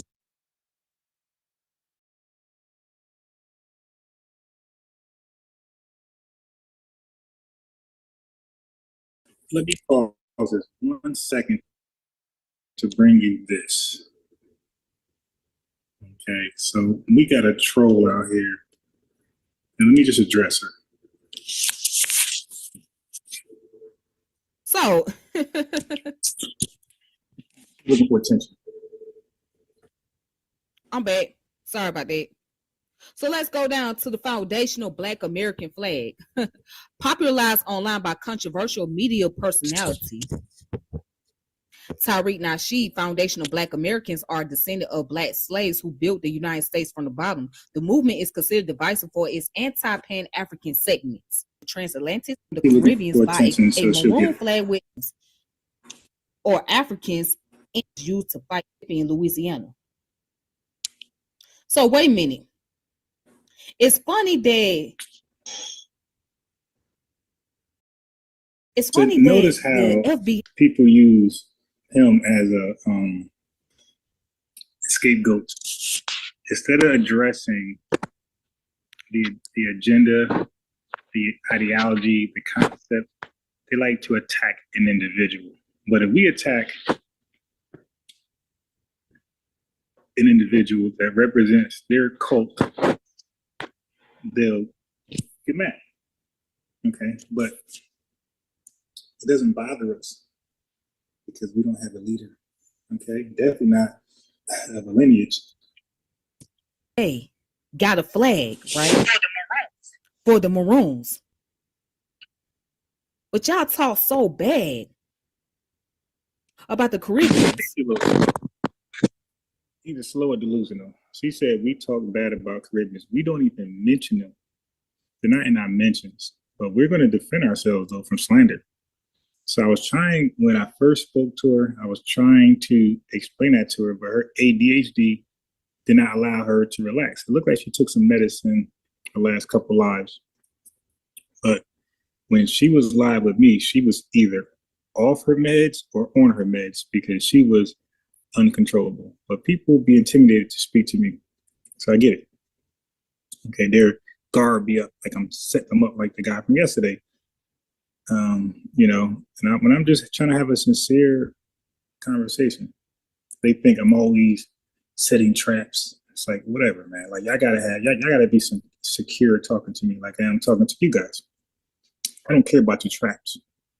Okay, but anyway, so they attacked the individual, and she said, we attack Caribbeans. So now it's a one-way street, which I tried to point out to her last time. She is willingly ignorant. Okay, she wants to believe that, just like Brother Reggie tried to act like it was freedom of speech when it came to others. But when it came to us exercising freedom of speech, it's called attacking. And I called him on that, and Brother Reggie tried to explain it away. He tried to do the RBG explain. And the Maroons went over there to what we know today as Jamaica, right? When they escaped slavery from the South. But you got the flag. And y'all talk so bad about the Caribbean people. You hear this nut job we talk so bad about. What we actually do is talk about the facts about them after. So it's the saying, don't tell a lie about me, and I won't tell truths about you. So they've been telling lies about us. So then they put themselves on our radars. So we're like, wait a minute. What you say about us? That's a complete lie. Okay, but your lie is not offensive. But is the truth offensive? So we began telling the truth about them. So this is why on my panel, she couldn't even behave herself because the truth for hurting her. I mean, I She just has find yet it to show she can have a civil discourse. very interesting. I find it mighty strange. If you don't see that as a red flag, I don't know. Yeah, not a red flag. Because that's a big red flag to Yeah, me. yeah, I bet you see red flags. I mean, just think about it. Just think about it. It's very interesting. And here it is, the foundational Black American flag, and you foundational Black American people always be the main ones saying something. The second flag possesses the American color scheme and nod to the Grace Washer, or say Grace Wisher. So then she had Ngozi on the other day, and instead of saying foundational Black Americans, Ngozi said foundational African Americans, and she was just a yes woman, straight, just quiet. Why didn't you say, hey, I disagree with that as well? Because isn't that your stance, Tiffany? Don't you disagree with us delineating, disaggregating, sectioning off an identity just for ourselves exclusively? Aren't you against that? So why do you express to Ngozi, no, Ngozi, why you gotta be foundational Black American or foundational African American or ADOS? Why you just can't be RBG or Pan-Africanist? Why you ain't do that? Free African American woman who was indentured as a child to the famous Star Spangled Banner flag seamstress Mary Pickergill. The three white stars represent the three ethnic groups that make up foundational Black American. The Black Aboriginal people of North America, Black explorers and traders who explored the Americas before Columbus. Whoa, hold on. Peace, FBA Mark, Devin, but Sensei, let's have an honest conversation. You guys say it's FBA, but he doesn't even say FBA. So I want to know, what information do you got about Lord Jamar that he doesn't have about himself? You guys are good. So I would like to hear your evidence how he's FBA, because it's going to be evidence that Lord Jamar doesn't have for himself. Black explorers and traders who explored the Americas before Columbus. And the captives brought to the Western Hemisphere from Africa. Oh, but I thought that y'all wasn't African though. Wait, whoa. Is this? Yeah, I'm telling you, this is a comprehension problem. I know she does, and that Ritalin, she needs to, give it that Ritalin so she could relax and focus on something. She thought we were not African. We're not African. This was, again, was trying to explain to this woman, but she can't get it. She either can't get it or hasn't gotten it. That's her problem. But she sounds crazy out here, because now we get to review her foolishness and put it back in her face. Nobody's African, Tiffany. Nobody. Okay. Do our genes go back to the continent of Africa? Yes. But nobody in this world is actually African. Everybody's part of a region, and they're named by that region or that landmass. Nobody's African. Okay? So let's rewind it back. Whoa, hold on. The Black Aboriginal people of North America, Black explorers and traders who explored the Americas before Columbus. Whoa, hold on. Black explorers and traders who explored the Americas before Columbus. I thought y'all didn't believe in the transatlantic slave trade. So which one is it? So how? Okay, you see, so you could tell that she's so weird that she's normally arguing with people who call themselves, or people who are called abels, people who are called abels by other people. You could tell her argument is with people who are called abels. I don't know if they call themselves that, but I know people call them that. But Aborigines or Aboriginals, whatever. So you could tell that she's usually arguing with them. Because even when she came on my podcast, she said, I thought you don't believe in DNA. So that she's so weird that she can't even listen to my argument to kind of determine where I'm at. She already gave me a position. So she's thinking I'm somebody who claim to be an Aborigine or an Abo, and that I was always here, and the transatlantic slave trade never happened. That's the position she was trying to give me, and that I'm against science and DNA. But that's how weird she is. Like, she don't even have the brain cells to sit there and listen. Let me see what this guy is about before I give him a position that's not what he represents. This flag have something that represent the captives that was brought to the Western Hemisphere from Africa. If y'all don't believe that the transatlantic slave trade did not take place.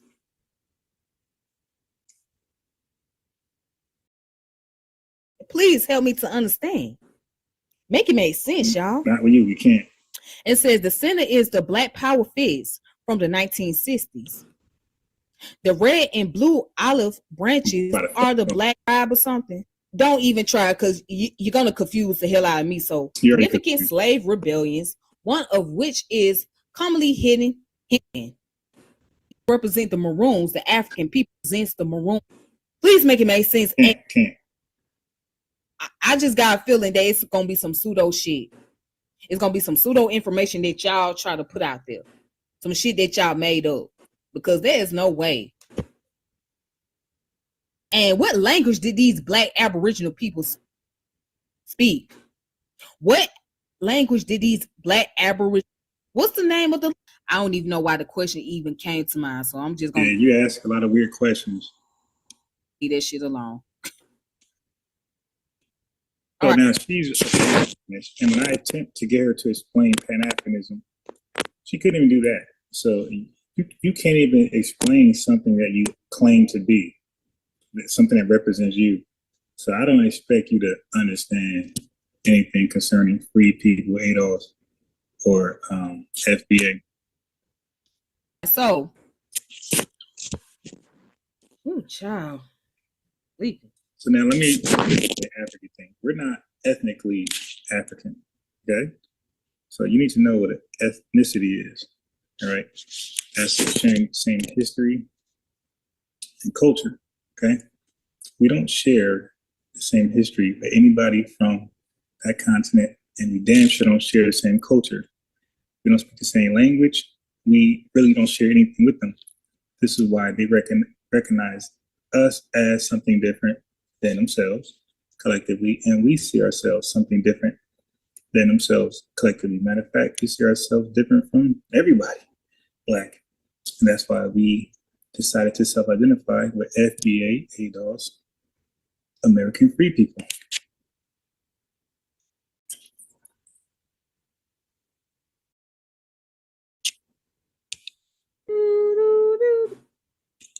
So many flags that we have.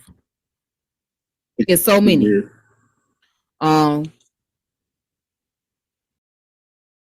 believe, and that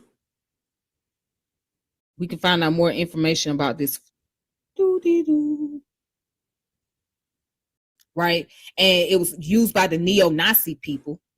Yeah, so she's not well studied enough to really have these conversations, but nobody's going to tell her that. People in her circle is gassing her up for a big disappointment on somebody's live, and she better get a reality pill, a red pill, before she find herself on Saturday TV or somewhere where people are going to make clips about her, not knowing what she's talking about. Okay, she did a couple videos on Black history, but man, you got to remember that stuff. You can't just read it on a piece of paper.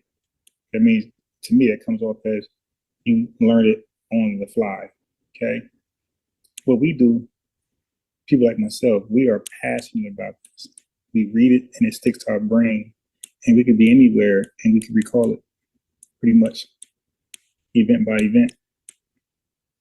Okay, that's when you really do this.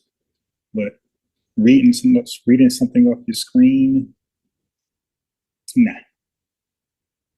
Anyway, let me get back to what I was doing. I just want to address it real fast before I continue.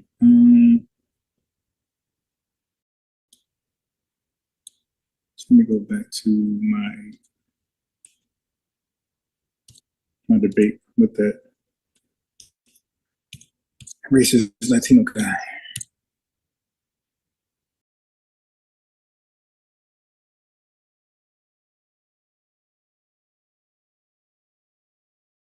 So what I'm doing, what I'm You telling don't even know you, what hired out is. What are you talking about? no, Okay. again, the Yeah, problem I is don't think you're that you fluent have in no, American history. the I don't. problem with your attempt of argument is that you're trying to cherry pick. Cherry pick. I'm just trying to make a point because I was going to reference that back to why we say FBAs. All right, because what we are similar to like Mexican people in a sense where we're an amalgamation of different things. We're not one thing. So we got So are 30% this. Mexicans, so are all Central Americans. Right. Welcome to So the consequences of okay, so colonialism, and welcome to the this is last 200, why 250 years of so independence. this is What's why the point? got it. Here's the point. Listen and take your pen out and write it down. Screenshot it. This is why it's necessary for terms for terms like FBA, ADOS, and free people, because we, like Mexicans, went through a change where we're blended amongst people. So we're not one thing. We're not Native American. We're not Spaniard, because we are a combination of different things, which makes us totally different than Spaniards and Native Americans. So as a result, we're called Mexicans because we're different from Spaniards and we're different from Native Americans and wherever else is mixed in that. So FBA is the same thing. We're not like Africans because Africans don't have a large percent of European in them. Africans, if they do a DNA test, they're probably going to be 97% African, 98, 99% African. Okay, all of them. All right, that's why they're so damn black and dark. We over here in America, we're going to have a small percentage. So basically, if a Nigerian does a DNA test, his DNA test probably is going to show 98% of Nigeria, right? Specifically by name, Nigeria, 98%. With us, we're going to have 10% Nigeria, 15% Nigerian, 5% of this other shithole country, and 3% of this other shithole country. But we're not going to have a large 40, 50, 60% of none of those shithole countries in our DNA. It's going to be small percentages. We might even have more Irish, more German, more Dutch in us than we have an African country over here. Okay, and So that's you just should a be fact. considered European. Why? Is that Because, what you're trying to argue me? okay, so That now you're more wait. proud of your Okay, European so lineage than anything else? No, we're proud of all of it, and that's what makes us American. That's what makes us FBA, ADOS, free people, because we're proud of all of it. All Well, of it makes us who we are. Okay, what is the name of the country you were born in? America, the No. United States of America. United States of America. Yes, the Okay. best country in human history. No human history. Look, I don't give 10 bleeding shits about your I do, fantasy shit. about supremacy and Nah, this is everybody want to come over here though. etc. Everybody Welcome want to to come the over real here. world. Welcome to the real Ain't world. nobody going to where we don't China give like a that. bleeding Ain't fuck nobody going to about Russia. Ain't your nobody going to Latin supremacy. America. Okay, You nobody going to fuck- Mexico. you- Everybody your trying to get over country- here. Okay, your country in the last 74 years have fucked around so much in our countries that one of the major pillars of irregular migration, aka what you call illegal migration, has to do with the United States foreign policy, aggravating the conditions of political instability that have I don't agree happened with that. in the different countries. So it's your country's fault in a Well, great sense. you always make claims you can't prove them. So I cannot prove it. Oh, I can prove that any day. Okay, you can prove this one, but you can't prove Tariq Nasheed the scammer, right? So Look, your word is not that I good. knew it was gonna piss you off. It didn't piss me off. I'm actually having fun, bro. No, I'm not mad at all. Fun too. I'm having fun too. I'm passionate. Okay, I'm passionate. so why? Okay, but I'm having fun. Why am But I? the thing is, my friend, I'm over here you laughing jumped and to giggling. protect your leader. You jumped to protect your leader. I'm laughing now. I don't have leaders, sir. And see, You see, jumped at the opportunity to defend but your leader. That's okay. how it was perceived. No, That's no. how your action Okay. was perceived. No, my you're friend. actually And mad. there was a reason. No, I the reason why you're mad stood by my is that words. we are on I code. stood by my words See, in regards a to lot my of non-FBAs are mad that FBAs are on code. You're No. mad that I No. defend FBAs. And guess No, what? no. See, Guess that's a what? problem. You're not That's defending my FBA. New Year's resolution You're defending is to the defend supremacy FBAs. notion. Hey, dogs, man. Guess what? Whatever you call him, he's all good with me. You dig? Because he's FBA. Look, you proved on And this even Sir channel that it Major, isn't. if Sir Major got locked up, I don't give a damn. Whatever I called I'm on Tariq code 100%. did affect you emotionally, and you had an emotional response towards that. I've been laughing the whole You time, defended bro. him. You defended him. People know when I'm emotional. I cuss, I get irate, I get crazy. Okay, so I did none of the above. can tonight. you see in I'm an having objective fun. sense that your You're not on response my level at all. after the conversation of Garvey, your response of my personal position in regards to Tariq Nasheed, you jumped at the opportunity. You jumped at the opportunity. No, okay. So you jumped at the opportunity to defend your leader, someone you consider personally your leader. That's how it's perceived, my friend. You are defending the leader. So because what makes him say? Here's a real question for you. What makes him my leader? As simple as this. You guys are following his every word. Yeah, y'all just no, I don't, because you guys are he's against vaccines, and his he's against vaccines. I'm pro-vaccine. Okay, so no, brother, the wrong guy. So you got the wrong guy. I was vaccinated. So all if I have the wrong guy, why did you jump at that option? You just said, "All right, this guy thinks Tariq is a fraud. I cannot allow this guy you to lie." Okay, hold on. You can't lie. Is Tariq gonna listen to this? Are you afraid that he's gonna sue you because you allowed somebody like me to say my opinion about Tariq Nasheed? He's a fraud.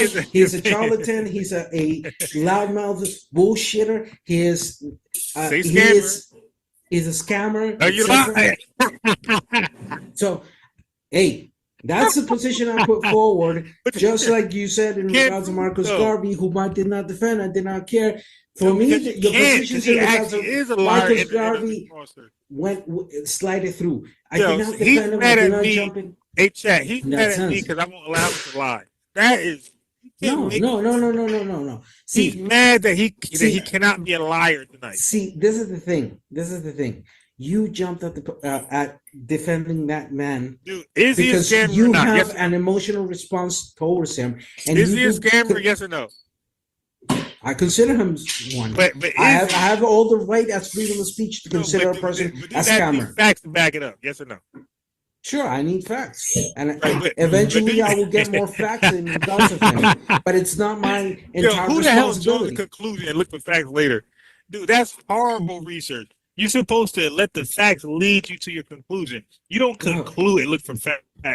That is called because I'm more pseudoscience. interested in attending the bullshit he lies about.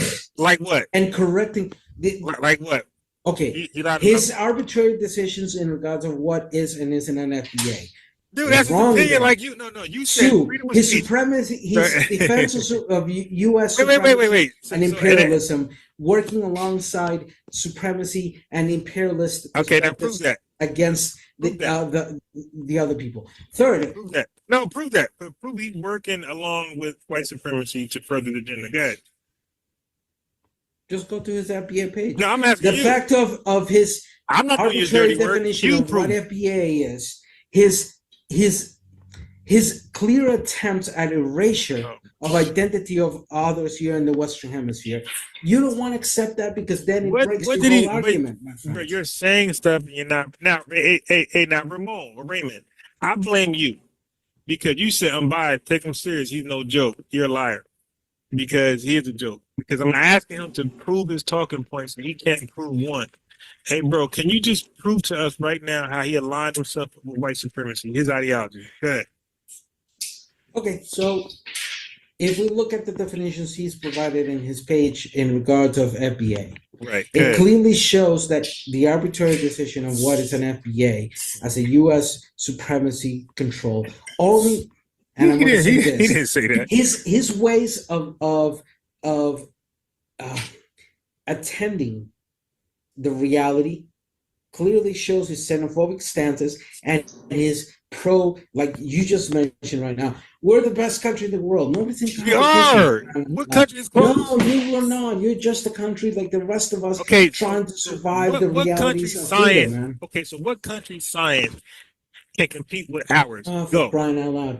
We are not competing. The world is not competing. No, science rules. You gringos science are the only ones trying to compete with They- everybody no, else you because have you have every country a competes. superiority This country- complex. Every The country 340 competes. million Everybody all do gringos. trade. They all got militaries.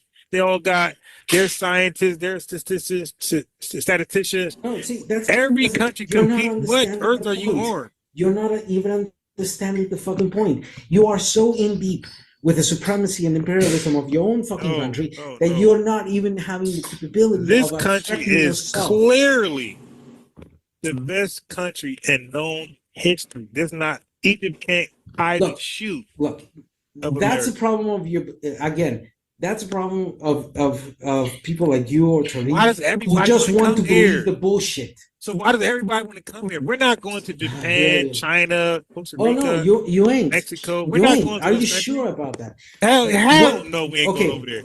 I don't even got a What is the passport. annual immigration of U.S. citizens outside of the United States annually? Small. That shit's small. Small. Compared, What is small? It's What like is small? it's like 400 million of us. It's small. Like maybe I don't know, 100,000. It's It's small. 340 million. You're adding 60 million more than Yeah. there. Bro, I'm just guessing, bro. I don't. Annually, U.S. citizens migrate anywhere between 2.2 to 2.5 million That's a small that percent exit of 300 that million, exit bro. United States. Okay, now watch this. Huh? There's how many Puerto Ricans? More Puerto Ricans are in America than over in Whoa. Puerto Rico. You have colonized Puerto Rico. More shitty Jamaicans are in Puerto- America than their own country. No. So Let now me that's tell you a about big this. difference. And The Nigerians shitty are trying their gringos, best to get over there. for example, like the shitty dictator wannabe that you elected into presidency alongside shitty individuals like Maduro or Chavez or Castro or Pinochet or Daniel Ortega. Probably you don't know who the fuck I'm talking about because evidently you do not have that broader sense of understanding the realities that are happening. But here's the thing. That shitty dictator, orange man, wannabe, loudmouth, I ignorant love Trump. asshole.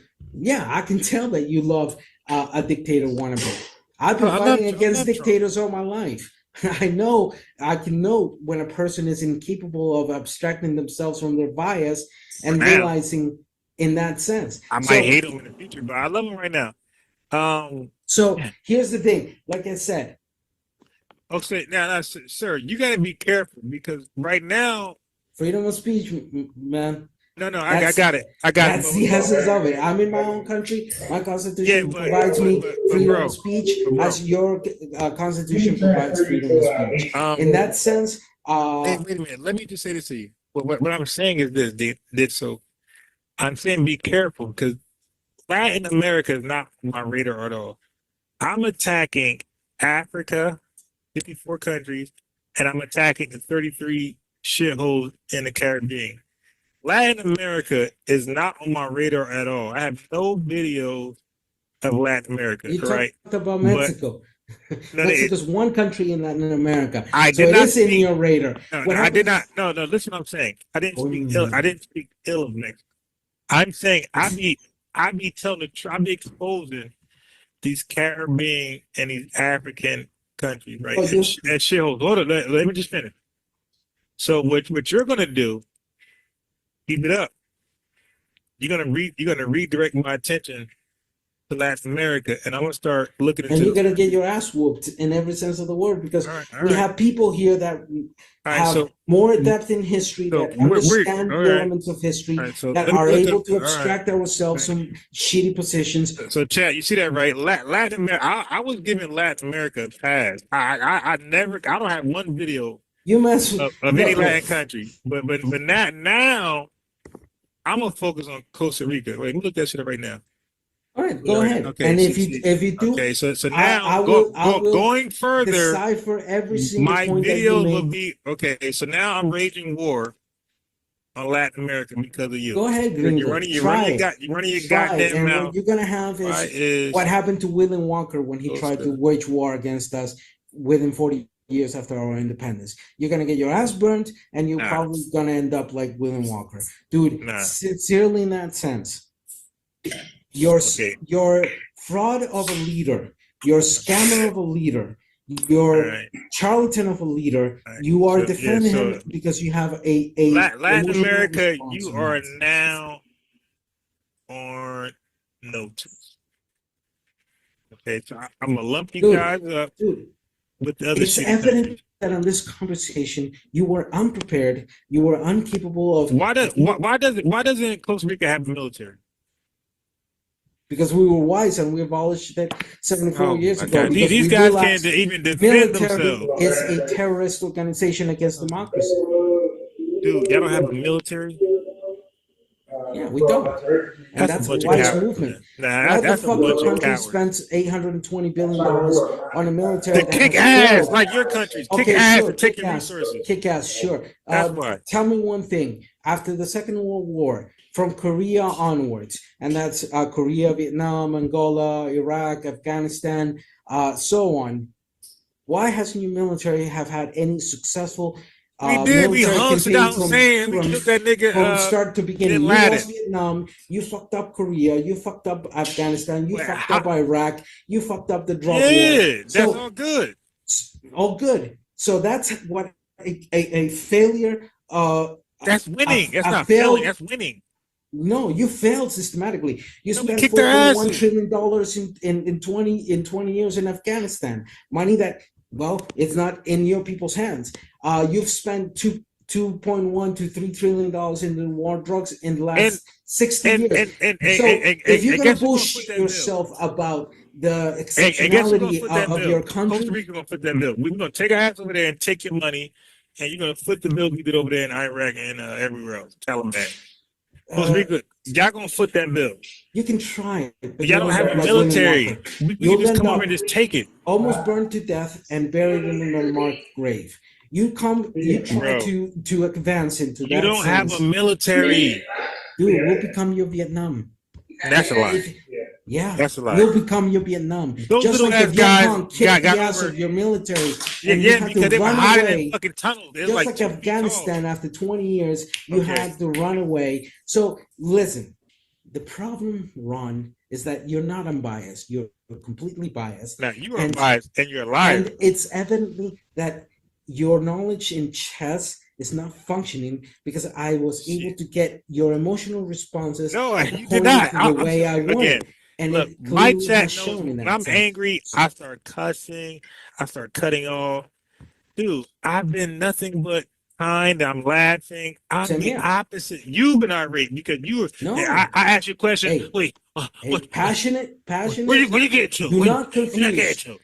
Do not confuse Latin American passionate because yes, I speak English in very passionate. Similar ways than I speak Spanish. So, fortunately, because I speak Spanish, I speak Portuguese, etc., I have clear cultural marks that seed into my speaking English, which means I know how to elevate my voice, I know how to modulate, I know how to do those things, but most of it comes from that cultural lineage that I have of Latin America, where we speak very concise and very to the point as much as we can. But not only that, you have to take into consideration that, dude, I'm translating a whole bunch of information I have in different languages to one fucking language, and you are only able to speak one goddamn fucking language, and still not make sense, my friend. Yeah, I'm not speaking none of the barbaric languages. I only want to speak American. Yeah, you speak the language of your overlords, the English from England. No, I actually know. We don't say good day, Mike, and all that bullshit. Still, English, as Spanish, as Portuguese, as French, etc., came from Europe. If you have a native language, I speak slang, yo. What is your native language? Yeah, slang. No, you're speaking the language of your colonizers. Nah, we remixed it though. They don't speak slang. Sure. We remixed the Spanish too. your point is absurd.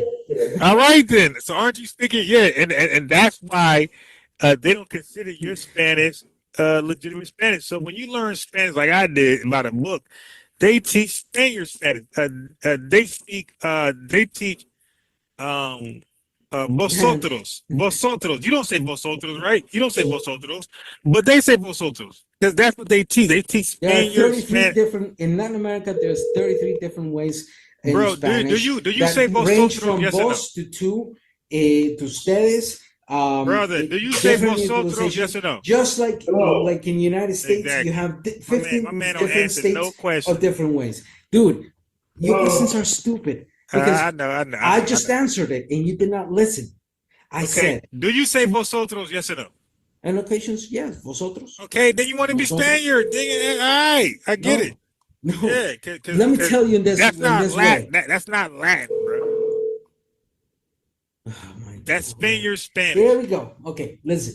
Yeah, ain't no damn Look how Dominican I ever stupid come the across. No, I'm question from New is. Jersey. Okay, I'm from New Jersey, Yeah. where all Do you the have any Hispanics are at. background in Right? linguistics? Ain't none of them. No Panamanian, no Dominican, no Puerto Rican. They say vosotros. You're lying, bro. Stop, bro. I got Puerto Rican friends, Spanish friends, Ecuadorian. Nobody say vosotros. But you might say it because you want to be Spaniard. You want to be. Yeah. Because you have different countries that use el tú or they use el vos. Nobody say, bro. So Latin Oh, America. now say you know vos. every single of the 33 nations that speak I'm Spanish talking about here the in Latin ones America, that. Okay, and you know dude, which ones use tú versus vos. Yes. Wow. Whoever Okay, say so vos tell me is a Spaniard which are wannabe. the five major countries that make a combination between tú y vos. Okay, so if you say O sea, vos, y ya que veo que sabes mucho de español, ¿me podrías entonces indicar qué es la conjugación de vos? ¿Qué es vos? ¿Qué se define como vos? okay, vos. ¿Ah? Real, Si eres tan experto en español, me deberías dar una clase gramatical y lingüística en torno a la palabra vos. This guy think I don't speak no Spanish, right? This guy think he actually. No, I changed to Spanish Okay. because I assumed that if you were speaking in regards to Spanish, you would speak. But here, what did I say in Spanish? Okay, so first of all, you claimed I'm in class, all right, and you claim you're teaching, but you're not. No, bro. Okay. Give me a little translation of what I just said in Spanish. I just did. Like you claim. No. Okay. So what I said to you in Spanish, I said, "Oh, since you are highly educated in Spanish, Now I'm highly educated in Spanish. I know poquito. You're trying to tell me, but I know vosotros. I know vosotros. Though I know that shit ain't taught in fucking Latin America. You're trying to battle a losing battle with somebody who has a linguistic background in academics, not only in Spanish but in French, Portuguese, and English. So again, in this sense, Panamanian, you're not. The problem is. Do Mexicans say vosotros? Yes or no? Some, and in other areas say tú. Stop. Dude, Mexico has 32 states. Nada. The Spanish between each state differs in minor to middle to somewhat major. The Mexican accents is because of the combination of Spanish with indigenous Nahuatl, as well with some African languages that were of that moment. Okay. For example, my accent in Costa Rica has a particular tone to it. Puerto Rico has a particular tone to it, even though Puerto Rico is a colony of the United States. Argentina, Colombia, etc. So again, you're confusing grammatical. You're confusing. Okay, so let me ask you this: is vosotros popular in Latin America? Huh? Is vosotros popular in Latin America? In some countries, yes. In others, no. I'm saying generally, is it popular? Like, do Latin America generally use vosotros? There's not an hegemonic response. In some countries, yes. In some others, no. Some countries will go with tú, and some countries will go with vos. Okay, so watch this. I'm about to come on Puerto Rican board. So it amongst Puerto Ricans, I'm Puerto Ricans. Puerto Rico is a U.S. U.S. territory. even though they So speak so Spanish I'm gonna and call they my have their Dominican own homegirl. things. I'm gonna call my Dominican homegirl. So you trying to tell me that they say vosotros? In some countries they do, in I'm saying others they don't.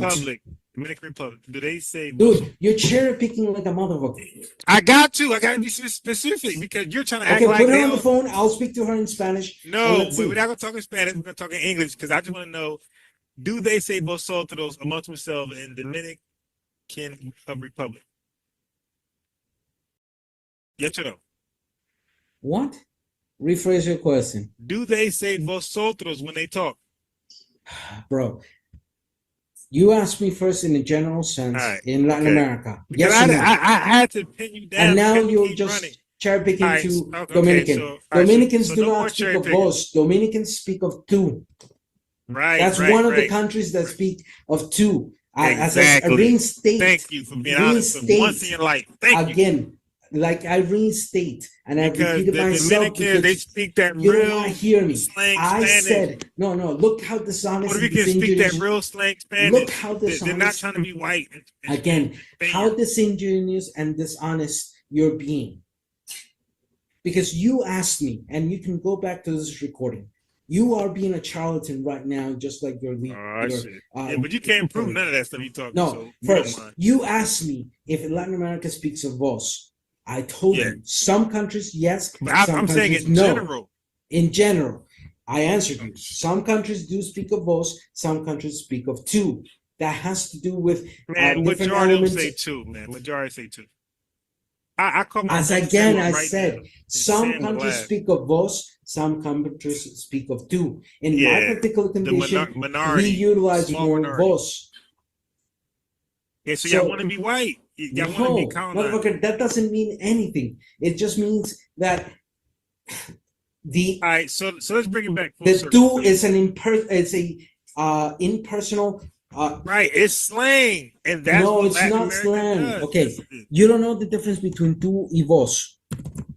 You don't know the difference between tú and vos. That's Spaniard garbage, man. Tú and vos refer to the same I pronoun. know, but vos So is more. tú Vos means is more. it's an informal, while vos is right. Vos is formal, and I'm saying that. Right, both of them are informal.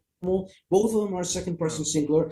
Both of them are utilized in different contexts in that sense. To then define and say that tú or vos I was saying has to do vosotros. with. I didn't say vos, by the way. I kept saying vosotros. It's the same thing. Vos, VOS, is the shortening of vosotros. Right. Look, oh my God, dude, you've been trying to speak over a language you do not speak. Listen, I know You do not know vosotros. the grammatical yes, orders. You do not know anything you're vosotros, saying, and you've been stuck on this point because you've been proven wrong. That you're being You didn't prove me disingenuous wrong. and you're being a charlatan. That your indication we don't in mind regards your of claims tú and because vos. you could never back up your claims. But okay, so let's get back to track. Bro, I know you're pissed off on the fact that I attacked your leader. Actually, I'm having fun over here, bro. I'm having fun too. But the problem is, so let me ask this question. So you got too much earwax between those ears, my friend. You're not listening. You're no longer listening to me. You're not engaging in that because you're pissed. You're angry that I have brought down every single one of your arguments. He keeps trying to make me mad, and it's not going to happen, bro. I'm having a happy night. It ain't going to happen. I'm not mad. The problem is I'm having a happy you jump night. all over the place, my friend. You have no complete I arguments. jump around like the House of Pain, like crisscross. I'm a jump. Now look, so let's get back. So what's your problem with FBA, the acronym? Foundational Black American. What's your real white supremacist problem with that? Come on, bro. Be honest. Well, unlike your leader, the white supremacy agent, you don't have a leader, but the scammer. Yes, you do. Oh, you have you a can't leader. prove. You can't prove. So again, unlike your leader, I realized that foundational Black American is applicable for all the countries in the Western Hemisphere because there was involvement in Haiti, in Colombia, in Haiti, but not and everywhere around of African descendants of slavery, or those who were directly in slavery, contributing to the independence and the foundational aspect. As I criticize, we're not called the problem of the so-called fraudulent delineation provided by the scammer and fraud, Tariq Nasheed, and your leaders in that he sense. can't prove scamming or fraud, but he says it makes him feel good. I So keep on saying it. Yeah, sure. I'll keep on saying it. Just like you will that's the say guy who's angry. on The guy somebody you who's disagree lying with. and I'll calling use the names, same that's words. the guy who's typically angry. I'll say the same words A. Phillips said about Marcus Garvey. Yeah, but he was right though. Against Marcus your Garvey leader. was a scammer though. Yeah, my position is Tariq Nasheed is a scammer, But can you prove fraud, a charlatan, and that his pushing on this BS about FBA. So what is your in problem response with to the FBA? supremacy and despotism of the United States? What's Like your you proved when you felt insulted in regards of your best country in the world. Yes, you did. No, we are the best country in the world, and there's no country close. No, man. Everybody's shithole compared to us. Everybody has shithole conditions, and everybody has good conditions. Your country's a shithole too. You have problems with shithole. Prove it. Well over 34 million, 40 million people in poverty conditions. Yeah, but our poverty is rich compared to your shitty ass countries. What are you talking about? Our poverty is poverty in a rich country. It ain't your poverty shitty country, your shitty country, poor country. Look, your shitty mentality as gringos, your shitty mentality as gringos. I don't know what gringos is. Look how disingenuous and dishonest. What is gringos? Your whole approach is. You are a gringo, a self-centered, loudmouth, supremacy imperialist who pushes forward the agenda that has been impacting systematically the livelihood of people outside of the United States. So if I called you a possum, would that be name calling? You can call me whatever you want. I'll still call you gringo. Okay, but I still call your fucking country. In every sense of the word, of the shit things that they have done for the past. If you want to consider, if you as so-called foundational Black American, do you want to know why I call you possum? The funny thing is, do you want to will foundational Black Americans, as proud as they are of founding that country, of the United States, will they assume the responsibility of the shitty shit that has been done? We are the best country in the world, and everybody else wants to live here. That's why you want to tie us into this global reparations bullshit that we're not interested in. See, that shit pissing you guys off. You've been tying us to the global bullshit based on US. We don't want nobody involved in our reparations. Fuck your Donald Trump. Fuck your dictator. I love Donald Trump. Fuck your imperialist bullshit. Your country has its problems like the rest of us. No, we don't. Yes, you do. We don't. Your army, your country doesn't have an army. We don't have that problem. Well, I mean, you spend $820 billion in your military that since the end of the war has been systematically failing. From Korea up to Afghanistan, you've been failing the war on drugs. The war on drugs, we ain't never try to stop. This country don't care, but this country promote. Look, I am glad that you support the corruption in your country, and I understand. I'm American. Fully. I got to take the good with the bad. No, you don't. You bullshit yourself. You bullshit yourself. You've never exited and lived amongst all the countries to have a better, broader sense. That's why you follow charlatans and scammers and bullshit. Well, I don't follow anybody. You do follow him. I think what I do. No, I don't follow him because if I follow him, I would be anti-vaccines, and I'm fully vaccinated. So again, the problem is, and he's not. So that means I don't follow him. You lied about that. So this is interesting. You would agree that at least in this position of anti-vaccine, your leader is a charlatan, correct? That Tariq Nasheed is a charlatan. No, I just think he's just wrong on that. Okay, because he's a human being, and he's not a leader. Okay. So you excuse something like that. See, that's the problem, man. I don't see the problem, and you're doing a bad job of pointing it out. Precisely because you don't see it. What is the problem? The problem is, you told me that why is it so expensive to live in Costa Rica? I'm looking at it. Let me tell you in this sense. Oh yeah, it's expensive to live there. Why? You ain't got shit over there. Oh, we got a lot of stuff, but there are what? You ain't got no army. Conditions in that sense. However, we're not talking about Costa Rica right now. Let's focus on to I know you not. yeah, another day we Yo, can they have the can't. conversation. Yo, Look, them guys don't if got you an want me army. to say That's something crazy. as simple as this, yeah, and I've been trying to say, I did try to say How do you that defend earlier your on. resources? Anybody can invade y'all, just take over your Costa country. Rica's actual president, Rodrigo Chavez, is another scammer, bullshitter, No, he's not. sex abuser, Chavez etc. was a real goddamn man. Rodrigo Chavez, you don't even know who the fuck Rodrigo I Chavez do know is. he is. That was Who a real is he? man. Who You is just he? said it. Named Rigo Chavez. Oh man, see, this is the problem. That You're was a such real man. Look. What's funny on me is that first, in the historical context or a historical analysis, you lacked knowledge. Second, for example, you got pissed off when I touched the I never got nerves pissed off. in regards I'm to the still leader. laughing. Two, third, you try to explain to somebody who's a native speaker of Spanish or You're wrong. Castellano in regards to the difference between You're tu and wrong. vos. You And don't know you because tried to when I said I gaslight called my in that Puerto Rican sense, friend, you but said you no, they don't count. failed. You failed because you tried to play the game. You had no basis, no knowledge onto it, and now you're also your emotions are touched because My emotions are touched. yeah, your emotions are But touched you are in the mad sense as of hell. I'm not mad. no, I'm not mad. I've been speaking very You've been pause. no. You call me I gringo. do You elevate my call voice me. because it shows when I want to You make did the name an calling first. emphasis in You a that sense. gringo. You a gringo. I No, don't yeah, care about your I'm gonna racist still terms, calling man. you gringo in that sense because your mentality shows to us yet again Brother, that the gringo I mentality don't is care about your racist terms, man. it's not a racist term, it's a Yes, it is. reclamation No, term it's not. against the impacts of your foreign policy as a country and the Yeah. impacts towards our country that have fueled the what you guys call badly illegal migration, the regular migration towards your country. And this whole notion about we're the best country in the world, I'm just gonna say it out loud. Stop bullshitting yourself. You have no fucking clue. You're only repeating what the white man wants you to repeat. That's it.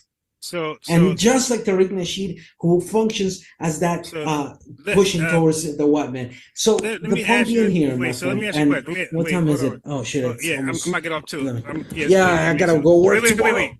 Wait, before you get off.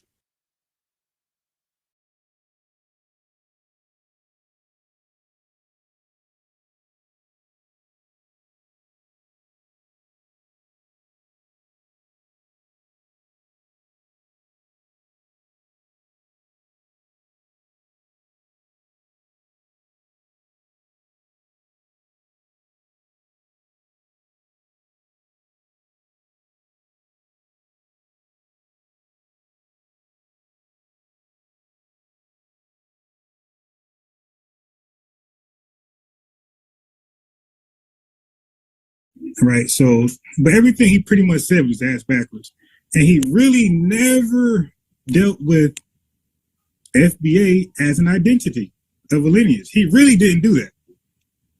He just talked about, hey, you guys are criticizing a small group of immigrants that don't really push the needle like they're acting alone. Bro, these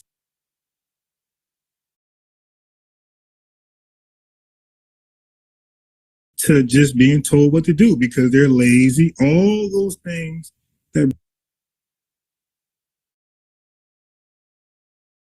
talking points justify Jim Crow, black codes, and everything else that we experience, from peonage to peonage system, things like convict leasing, sharecropping, where they put them in contracts to pretty much work forever for little to nothing, and the fact that we were denied so many assistance, programs and assistance from government.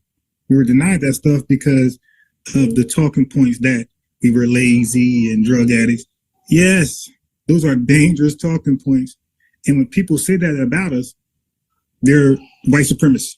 Just like when it don't matter what color you are. Nazi Germany, right? Not Germans were solely responsible for what happened to Jewish people. All right? But guess what? When you repeat the same talking points, the anti-Semitic talking points of the Germans during Nazi Germany, Nuremberg, okay? when you repeat those same talking points, you are lumped into one of them. Everybody's called anti-Semitic. Well, the same thing with us. We're protecting ourselves. Anybody who quote those talking points of the Confederates who wanted us in slavery, who felt like we were animals, basically, if you repeat those talking points, you are lumped in as one of them. You are Confederate-minded. You are team white supremacy. And team white supremacy does move the needle. So miss me with that. Oh, they're a small group. No, now they're no longer small. They're attached to team white supremacy. Hey, brother Reggie, where you at?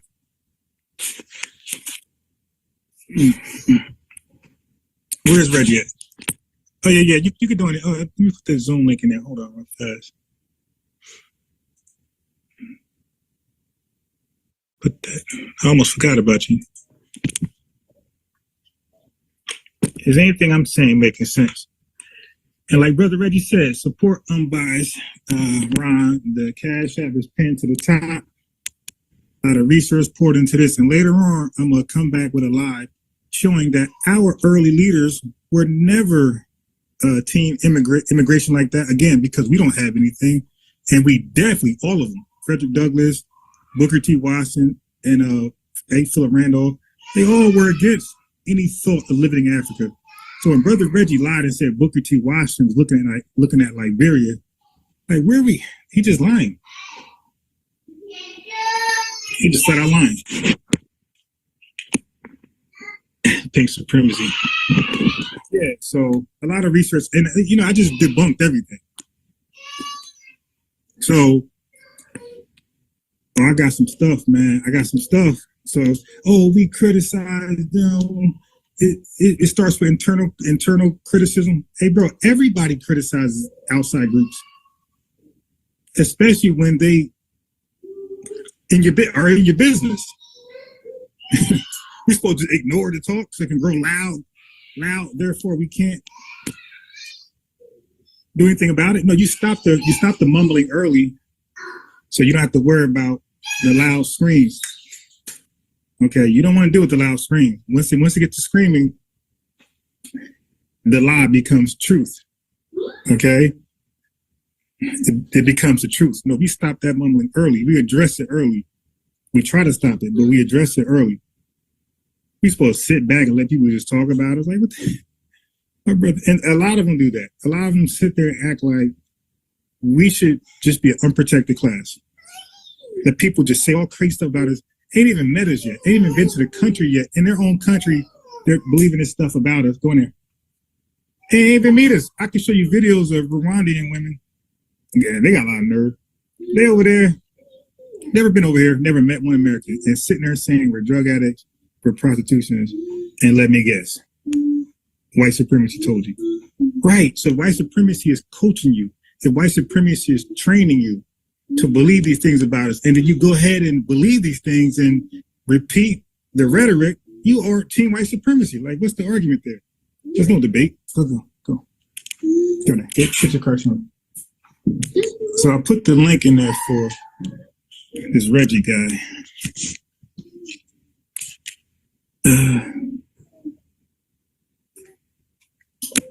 Well, I didn't hear Brother Reggie quote the rhetoric. He was justifying, he was being a pacifist to these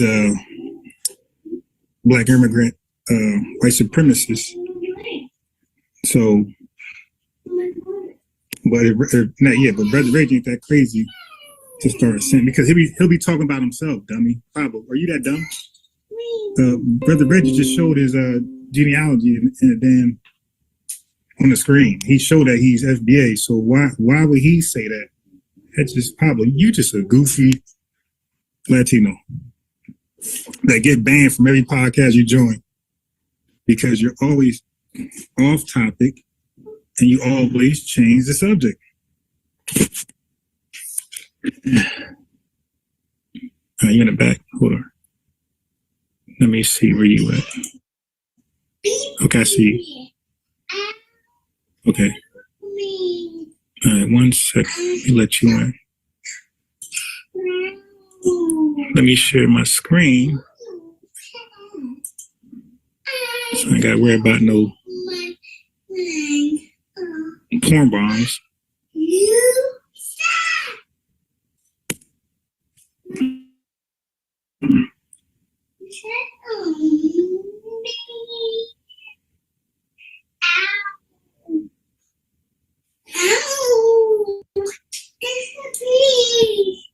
All right, let me.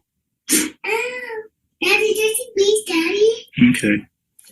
Let me come out with some of two things first.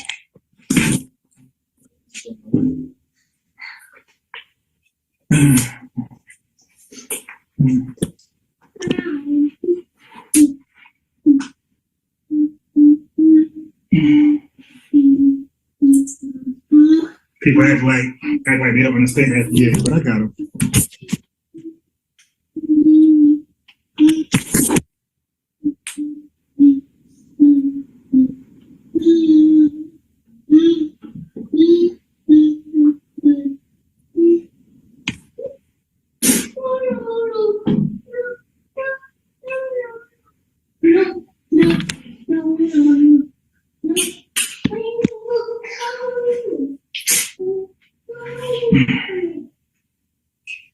Daddy, Yeah. look, I got my jacket. Ow. Daddy, Yeah. he beat me. Okay, go in there. Get your first one. Go in there. My jacket is smoky. That's a good starting point just for like. Now, you in there yet, man? Yeah, I'm in here. Can you hear me? Yeah. Okay. I'm not echoing or nothing, am I? Nah. Okay, cool. Put it down. Okay, so first, let's start with where are you from? What's up? Where country you from? America. Like, so your lineage go rule under white people? They became something different than what they were prior. And that's where we get ethnogenesis from. Okay. So And you go ahead. what is ethnogenesis? Ethnogenesis is just an experience that you have with a group of people for, let's say, a couple hundred years. So you end up, so that means, so you come from somewhere, but you end up somewhere else, and you share this unique experience as a result of living somewhere else. You start to eat certain foods different from where you came from. You start to speak a language different where you came from. You start to have you start to experience different things that go into history separate where you came from. So you become just an entire different group from what you came from. So that your current experience, your current language, your current culture has nothing to do with the people where you were before. So had you go back, they would be like, yo, who are you? Like, you'll be that different when you go back. That's in the most simplest way. So if you're an FBA, how do I say this? You prioritize your ethnogenesis over your lineage? Your lineage is your ethnogenesis and Nigerians, right? So in this country, the most successful immigrant group educationally, right, are Nigerians, right? Are you aware of that? Are you saying that's a fact? Yeah, it's a fact. Okay. They're running circles around. They run in circles around every immigrant group, and nobody can touch them. Okay. But you see how they call Nigerians? They're not called Igbo or Europe. You see how they call Nigerian? See, they prioritize the ethno group over the tribe. But So do under they that do banner- that, or do they do No, that? well, bro, when you hear Garvey speak, the comedian, he says I'm Nigerian. He says I'm Nigerian American or American Nigerian, whatever how you put it. Yeah. Now, let's go to Jamaica. But amongst each Aren't other, they form- but I'm saying amongst each other, dude. Well, amongst each other, but we don't know. We only know them when they're over here. I'm not in Nigeria. I have no idea. I can't speak on what they do over there. But I can only speak on them when they come over here. They say the Nigerian very proudly. Now, let's go to Jamaica. Didn't Jamaica get dropped off a boat? Weren't they Africans dropped off a boat? Yeah. Okay. Do they call themselves Jamaican or African? It depends on which ones you talk to. But I get what you're saying. By and large, they Okay. probably go All with right. Jamaican. Come on, bruh. If you talk to an African American, I just concede. Yeah, but I we said did by and large, they because probably are going to call themselves Jamaican. bro, you got FBAs who say they're Moors. You got so bro, we're not talking about the small, tiny exception. We're talking about largely. I just brother, said the by and landmass- large, they call themselves Jamaican. I don't know why you want to belabor on the point where I just made that point with you. I'm with when you, the bro. question just be okay. I'll tell you why. Because when the question was asked, you were being disingenuous by saying, "Well, bro, it's called Jamaica. The landmass is called Jamaica. Jamaica got independence in 1962." I wasn't being. Y'all got to stop doing this with this. I'm so smarter than everybody else. Okay, It comes. it's Bro, I've been I'm listening. Can I responding say to what something? Can I say something real quick? wait, hold on, before just to save the confusion going further. So if you ask me a question, right, and it's like broad and general, I'm gonna give you a general and broad answer. I'm not gonna give you the exceptions. So if I ask you a question about something like that, I'm asking for the broad and general, like the masses. If there was a census, like what would they say? Largely they would call themselves Jamaica, not some goddamn tribe from Africa. But go ahead. Bro, I understand. I get you, bro. I'm not here to. I like what you said earlier. I don't talk to argue. I'm looking for what's good information. So when I answer the question, I'm gonna answer the question like I answer questions. With all due respect on how you answer questions, that's fine. I answer questions how I answer questions. That's why I said what I said. Hey, it depends on which ones you talk to, but I understand what you were getting at. And that's why I said, but in general, they probably go call themselves Jamaicans. I don't understand why we had to go down that route of you explaining. Well, I'll tell you why. You just told me why. You just told me why. So we can I move got forward. you. I'm just adding. This is called adding on. You just said you answer this question the way you answer the question, not the way I would like you to. I respect that. And guess what? I respond to answer the question the way I want to respond to, and not the way you would like me to. Facts. So we're even. So basically, in a nutshell, based upon your answer, I might respond a certain way. I hear you. Right? But you were Okay, saying so that now. Oh, go ahead. My bad. Go ahead. No, go ahead. But you were saying that they would just consider themselves Jamaican. My thing is with that I don't get about the FBA is it seems like in the conversations that I've heard that the FBA is and I might be using this word wrong, is a delineation or a group of people saying that this is their lineage, especially when it comes to, and the reason this has been narrowed down the way it's been narrowed down is because of the talks of reparations. Like I didn't hear about, and maybe I just wasn't in the right circle. Yeah. I didn't hear about Yeah, FBA. you're not in the right circles. And you probably, but this is why you got to know, if you are FBA lineage wise, you will have to know your history, bro. This conversation, I could give you a 1989 video, bro. So you got to stop. All right. So this been going on way before Tone Talks and Yvette, right? This has been going light years before that. Matter of fact, this goes back to Frederick Douglass. So I show videos. Go to my channel. Just go look at African American. You'll see that this conversation was going on in slavery. Some of the people in the AME church, the African Methodist Episcopal Church, they were resenting the word African. I bet. Yeah. This is 1870, 1880. Right. Well, they had their reasons for it. They're not African. Well, I mean, okay. That's where we disagree. That's where I get off. No pun intended. So that's where I get off the boat. I got it. Well, you was probably never on it, but let me ask you this: what is an African? When somebody say I'm African, what are they saying to you? To me, that they have lineage, they have genetics, they have genealogy that stems from Africa. Don't everybody in the world have that? No, not necessarily.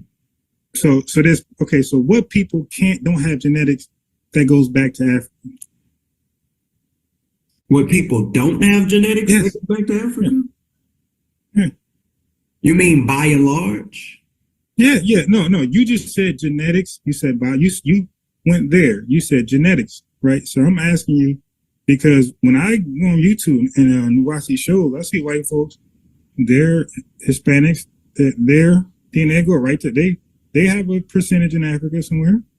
Yeah, So like I said, everybody goes, but everybody goes back to Africa, bro. And that's my whole point. Everybody has some percentage of a country in African in them. So if that's your definition, then everybody can just say, yeah, I'm African. But I don't think that's true. I could be wrong, but I don't think that's true. Wait, you don't think the science, when people do the DNA test and it goes back to Central Africa or specific places, you think the science is wrong when it shows Hispanics or Asians or whites going back to Africa? You think that science is incorrect?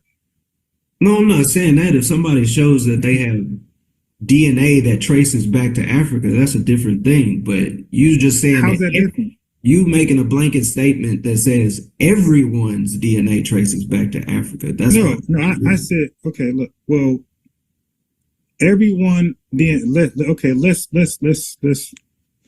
cap it off. Everyone who has shown DNA, such as Black, white, Chinese, Indian, Native American, if all those people can show traces of their DNA, go back to Africa somewhere, are they African? No. So what makes somebody African? That's the first question I ask you. Well, in genealogy, your haplogroups make you what you are. So you would probably go off of that. Okay. So explain. Like, give an example. Somebody living in America, let's say an FBA per living in America, explain how they're African just by the haplogroup and genealogy. Go ahead. Well, your haplogroup stemmed from a place. A genealogist can trace haplogroups back to an origin spot. So, like, give me an example of an origin spot. Okay, like I would have to take a random haplogroup. I don't know what you mean. That's what you want? Yeah, sure. Just give me an example. Any place in Africa. Just give me a place that you're envisioning. Okay, so like the J haplogroup. And I look this up, or if the chat, whoever, look this up, because I could be mistaken off of this. But I believe that the J haplogroup they're originally from like Central Asia or Western Asia, one of them. So that would be an example. Like if you look up J haplogroup, I believe, I could be wrong on this, but I think their origin for that haplogroup is Western Asia, is Central or Western Asia. So that's an example. So if you have a J, if your Y haplogroup from your father is J whatever, then you trace your lineage comes from Western or Central Asia, whichever one it is. So give me an example in Africa I was looking for. Give you an example of, for example, the E haplogroup, like E1, right? That's mainly going to be Western Africa. Right. Now,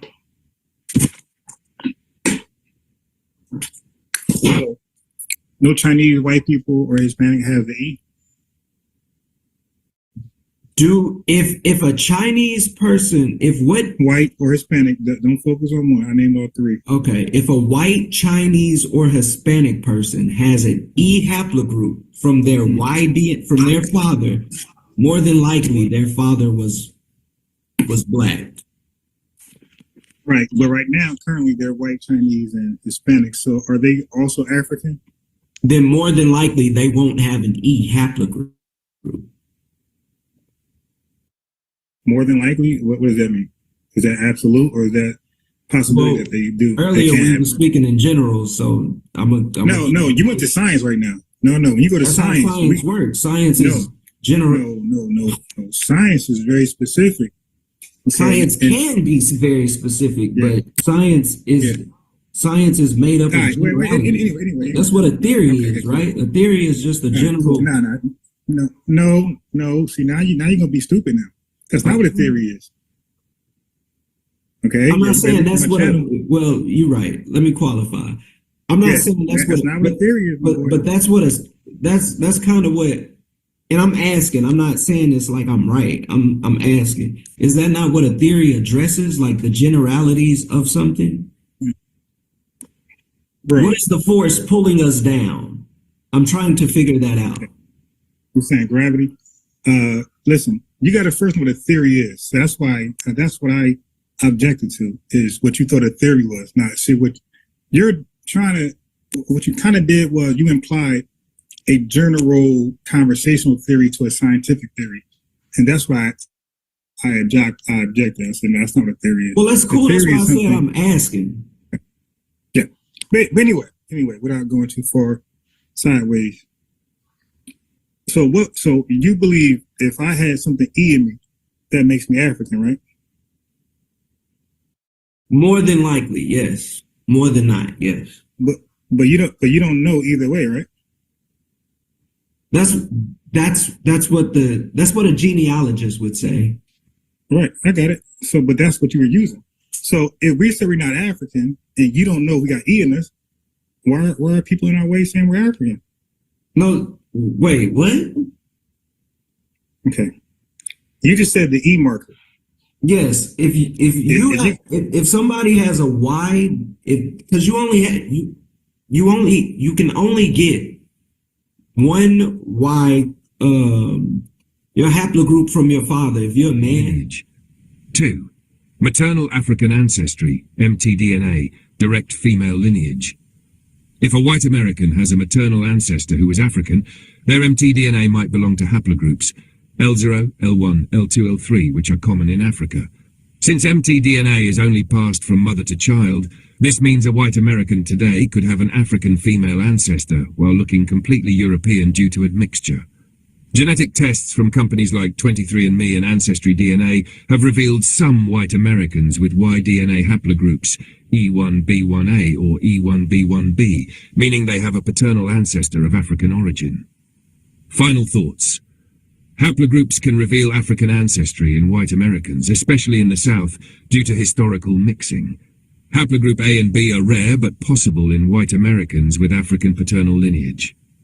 Haplogroup E1B1A is mostly African but has been found in some white American men. Haplogroup E1B1B has African origins but is common in southern Europe. While haplogroups can confirm deep ancestry, autosomal DNA testing, like Ancestry DNA, is better for understanding recent racial mixing. Would you like it? Many white Americans unknowingly carry African genetic markers due to the complex racial history of the U.S. DNA testing has exposed numerous cases where individuals presumed to be entirely European have African ancestry. These cases highlight the deep racial mixing that occurred during slavery and the early years of America. Man, your father's going to pass down his Y DNA to you. It's going to remain the same. All right. So what if you are, I got you. So what if you are a black person, right, in America, the FBA, and your father's white and your mom is black, FBA black? Then you probably genetically, according to your father, you probably aren't quote unquote FBA. That's my confusion. All right. Here's my confusion. Now you get me. That's why now this is for the chat, and this is for you too. When Nigerians do a DNA test, right, and find out where they're from, 90 to 99% of them are going to be from the landmass Nigeria. That makes them African. That makes them Nigerian, right? A person from Ghana, if they do the same thing, most likely 90%, they're that. Yep. Most people in Africa, where they from, if they take the same DNA test that we're taking, the same ancestry and me test we take over here, damn near all of them is going to say 90 to 99% you're in the right spot. Okay. When it comes to us over here, we're getting 10% that, 15% this. We're getting 20%, 30% Caucasian, and some of us got more larger Caucasians than we got in a single African region or country. So this was makes us different than those people over there in Africa, is that most of those people are 90% of what they are, which we can say, yeah, that you are that. You're 90%. If you're 90% cheetah, you're a cheetah. But if you're 15% cheetah, you're probably not a cheetah. You're probably something else. Okay, and that's how that's some of the logic that we use here, which is real. Like we're not 90% nothing in Africa, but we're being called African. Secondly, so that's just from science-wise. Science-wise, we're like there's no majority nothing in us in a particular African region. I think you agree to that. No region has us over here a high 60, 70% in that country or region. None of it. It's 10, 15. If you add all that stuff up, it'll say a high number. But those folks over there individually, they're 90% exactly where they're from. Right. So that's that on a science thing. Now, okay. I don't think that's so true. Here's the other thing. Well, have you seen our DNA test? We've been sharing. Right. Well, go look at my conversation with Tiffany. She's a Pan-Africanist, and she showed her DNA, and she's like the most, like I think 40% somewhere in Nigeria, like it'd be like in between 40 and 60. No, they didn't say that. It was on the low end. Go there because I actually teased her. You said she was like 40% Nigerian, right?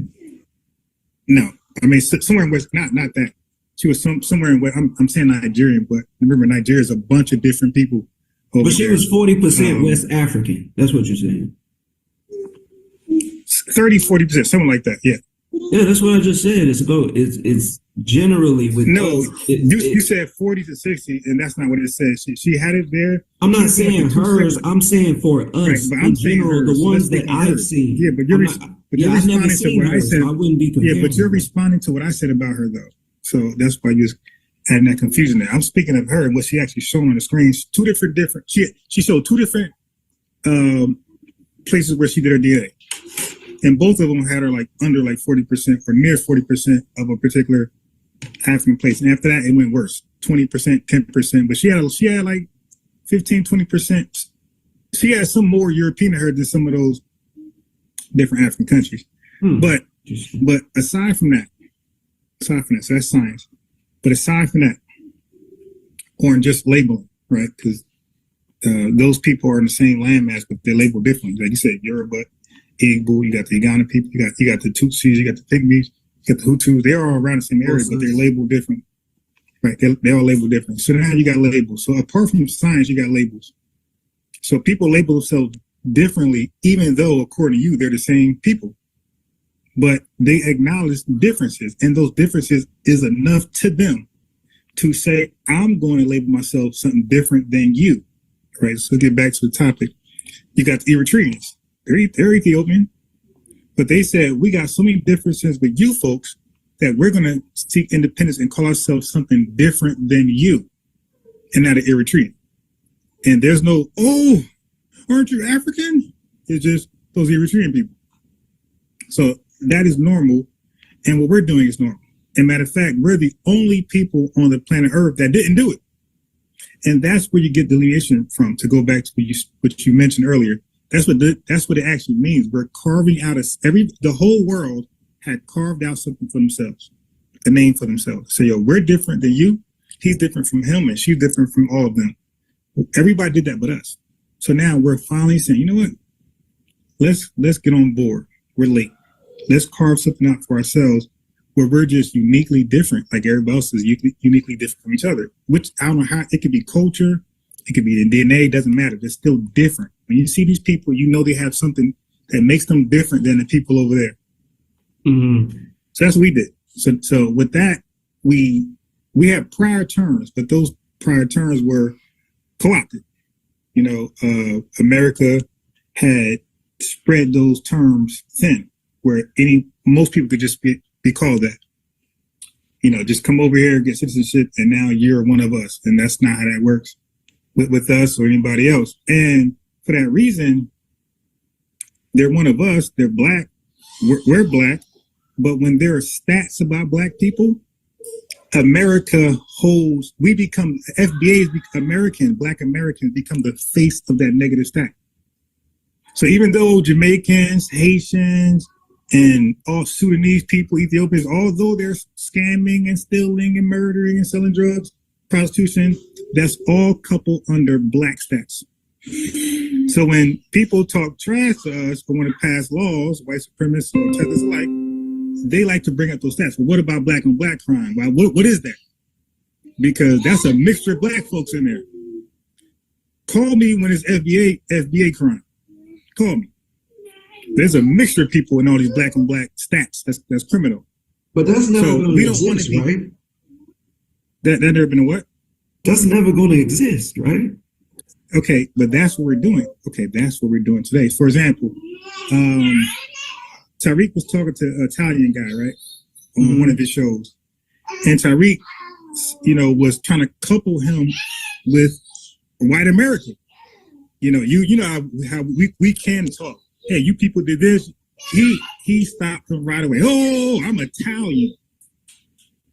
So all these white stats and you got against FBAs, they ain't got nothing to do with Italians. Talk to me when it's Italians doing something to FBAs. So when you say never, I would never say never, because never, Black people felt like slavery would never end, and we feel like we'll never get civil rights. I would never say never, especially with us over here. The never always end up happening. So we never say never, because we accomplished never things already. Like I said, slavery seemed like something forever, and so did Jim Crow. And those two nevers ended when we put our foot down. So we don't believe in like something can't be accomplished when it comes to us and what we put our minds to, basically. So you believe we overturned those things? Say that again? You believe we overturned those things? Overturn what? Slavery and Jim Crow. Okay. All right. So now watch this. I'm glad you asked that question. Do you know anything about the Civil War? Huh? Yes. Okay, got it. I'm glad. We can be trivial now. So what area did Abe Lincoln said they need to defeat and conquer, or this war would never end? Do you know? No, enlighten me. Okay. So Abraham Lincoln, his generals, they felt like this war is going nowhere, right? They'll get some wins and the Confederates get some wins, and it was becoming a stalemate. So they felt like there would be no win, there'll be no end to this. So pretty much it'll be a stalemate. Everybody go back to their sides and we start over, or we just agree to disagree. So it wasn't until he realized we gotta sack Vicksburg. And he said, we're gonna need Black people for this one to basically win the war. So yes, my boy, we did that. Okay, so in 1863, they passed a law that allowed us to fight in the war, fight with the Union. We went in there and we won. So that's that question. And secondly, I said the Civil War. Civil rights. That was all us. That was all us. Now I know you don't know any of the key figures. I know you don't. I don't gotta ask you. I know you don't know the key figures, the key FBA men who were spearheading the Civil Rights Act. I know you don't. The Civil Rights Movement, my bad. Civil Rights Movement. I know you don't. I don't gotta ask you. I know you don't. Like you said, you don't do thorough research. So I know you don't know that. So yeah, but to answer your question, yes. Get away from that. We spearheaded both of those, and both of them could not been completed, one, passed without us, without our involvement. So yeah. You believe that our involvement is the same thing as us initiating and completing a mission? Brother, the mission is to win the war. Not to do a stalemate, not to fight and lose lives and go back and lick your wounds and nothing got done. Did you hear what I said? White people. Yeah, I heard you say it. That's my answer. Remember, you answered the way you want to, not the way somebody wants you to. No, I understand. I'm okay. Right. Now I feel like you're trying to be petty. No. This is just my answer. Okay, cool. Because my question was, do you feel like? Look, I got your question. I don't think I got your question. I know. Bro, I do this. So, like you, I'm going to give the answer the way I want to, and not the way you want me to give it. Like yourself. This is equality over here. Right. So I'm just looking for clarity. So okay, got it. So here's the answer. I got it. Can you repeat the question just so I make sure you? Nah, I'm good. I'm just going to repeat the answer and then we're going to move on. So, unlike your people, our people were. What do you mean, your people? Oh, my bad.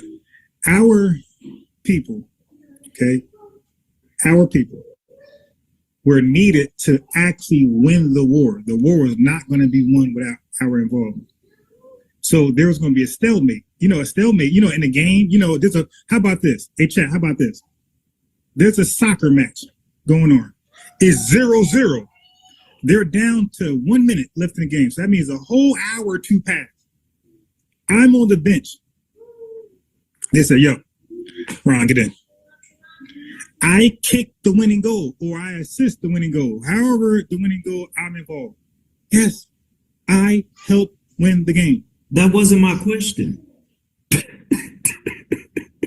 What's your question? My question was, okay, here's my thought, because I don't want it to be over the question. What's the question? The question was, are you under the impression that having involvement is the same thing as initiating and carrying okay, yeah, so that's plan? I got it. Yeah, I thought that was your question. So that's my answer. Okay, go ahead. Your answer is, if a game is 0-0 and they no, that was my analogy. That wasn't my answer. My analogy was my answer was my answer, and my analogy was my analogy. But you never answered the question of sure. Like, no, I never answered the way you thought it should come, but it was answered. Well, I'm still confused. So is there that's a personal problem. That's a personal problem. I can't help you with that. There's some medication to take that can probably get you drowsy. But I can't help you with your confusion, my boy. That's not what I do as a professional. I feel like you're being condescending for no reason.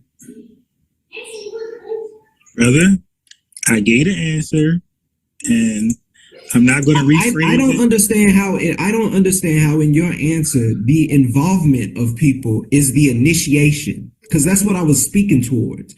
That the civil rights movement was not initiated by us. The Civil War was not initiated by us. So although we had involvement, although we had involvement, if we didn't initiate said stop, I got you. Said plans, then I got you. What are we talking about? So a question comes behind that. Who initiated the civil rights movement? Well, that's a very long answer, but no. You could smart people could simplify, bro. It was an AstroTurf movement. That's how I'll simplify it. Okay, it wasn't sparked by us. It was sparked by, we can say, Marxists for the sake of YouTube. What? No, you gotta. You can say aliens, bro. You have to kind of give a little bit there. Marxists? No, I'm not talking about that. I'm saying the spark. The spark. You can say aliens, bro. Okay, I'm saying the spark. Explain the spark that led to our civil rights movement. What do you mean the spark? It was started by the NAACP and no. The movement as we know it, the AstroTurf movement as we know it, started by I know you're a fool. By the Montgomery boycott. The NAACP did not see, bro. You told someone who actually know Black history. You don't know Black history. You're not one of us. The Montgomery boycotts. The Montgomery boycotts didn't start off the hell no, bro. Do you know civil rights movement? Yeah, look. This is how dumb this dude is. No, you idiot. Hold on. First of all, we gonna quit with the name calling. No, I haven't called you outside your name one time while we've been talking. You are undermining some things that we started, and you said some Marxists did it. So I got it. You are an idiot. No, if we're trying to build, and I have a difference of opinion than you, because when you build, you got people trying to be honest the best they can. And I'm trying to be honest just because I'm offering it. Okay, no, but why would you look? It's one thing to say, hey, I think this happened this way, or based on my research. You made an absolute statement. You said we didn't, and you ain't we. I know you're not, but you said we didn't start. Now I don't know what FBA guy would say some shit like that. So I know you're not FBA, but you said we didn't start the civil rights movement, and you're a liar because that's why they asked you about certain people earlier. Do you know these certain people? Do you know, bro? Civil rights was way back with Frederick Douglass. Okay. You didn't know that? And even if you take Frederick Douglass, No. I know. I asked you a question. You didn't know that it started. Well, I can't say he started, but it was way. It goes that far. When you talk about, no, bro, that's a question. Did you know that? And I'm trying to answer. I'm not trying to do this with you. I'm not trying to argue, bro. I got it, but I need a yes or no first. Did you know that Frederick Douglass was in Abraham Lincoln's ear, trying to get civil rights for FBAs? Yes, trying to get certain rights. Yes. No, civil rights, not certain rights. Civil rights.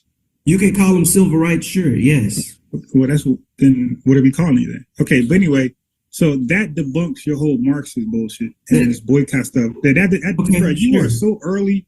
This guy is. I actually want to say late. You're so late with your timestamps. This shit started way earlier, and there's people that I'm not gonna name to you. I'm not gonna give you no extra information. I'm gonna do a live later, and I'm a couple listen to that. But people who come to my channel often, they know the name that got this thing popped off in the early 1900s. It had, and it was morphed into the civil rights movement. You don't even know who is the father, who is called the father. I know you don't know because you don't research, like you said. You do half-ass research. You don't do thorough research. You don't even know who's called the father of the civil rights movement, and it got morphed to that. He was doing something else. Constant digs, bro. Like, no, because you don't know. That's not a guess. I know you don't know, bro. But the thing is, because you said you don't do thorough research, so I know you see this. Because you know why? This name, when you Google this name, I said I didn't do thorough research on one thing, and you're taking that. But do you know? No, research. I got you. Research is a skill, actually. Is that right? Is actually something it's a skill. So when you know research, you apply it. Like I do. I talk basketball. I talk science. I got chemistry videos on my thing. I talk science. I talk a lot of things. And guess what? My research stays the same because there's a research methodology that does not change. And that's what makes all the research across the board. Sure, I understand that. That's why I qualified myself when I said, you know what? But I want to just finish this point real fast, Reggie. You've been finishing for a while now. Yeah, it's my channel. It's my. I understand. I get it. All right. So yes, I need you to be quiet for a second. I have to mute you. All right. So the fact that you disclosed that you didn't do research on the topic, because you said you in the chat you said you did do research on this. And then when I got on, I qualified. Yeah, but research is when is research not thorough? Like who the hell says I research, but I gotta qualify what type of research? My nigga, I sat up and said before you even said something, when you asked me, bro, I don't like you niggas that do this, bro. Like I'm sitting up here trying to break bread with you and really talk to you, but you coming down and you talking to me like I'm so. Okay, well, how about that? How about get off? Need you on here? How does my nigga talk? I know you're not FBA, fool. What they say, majority spirit? I know you're not. You can't pretend. And I didn't mind. You don't have to be FBA to talk to me. You could be Chinese. You could be, actually, I want some white supremacists to join. You could be a white supremacist.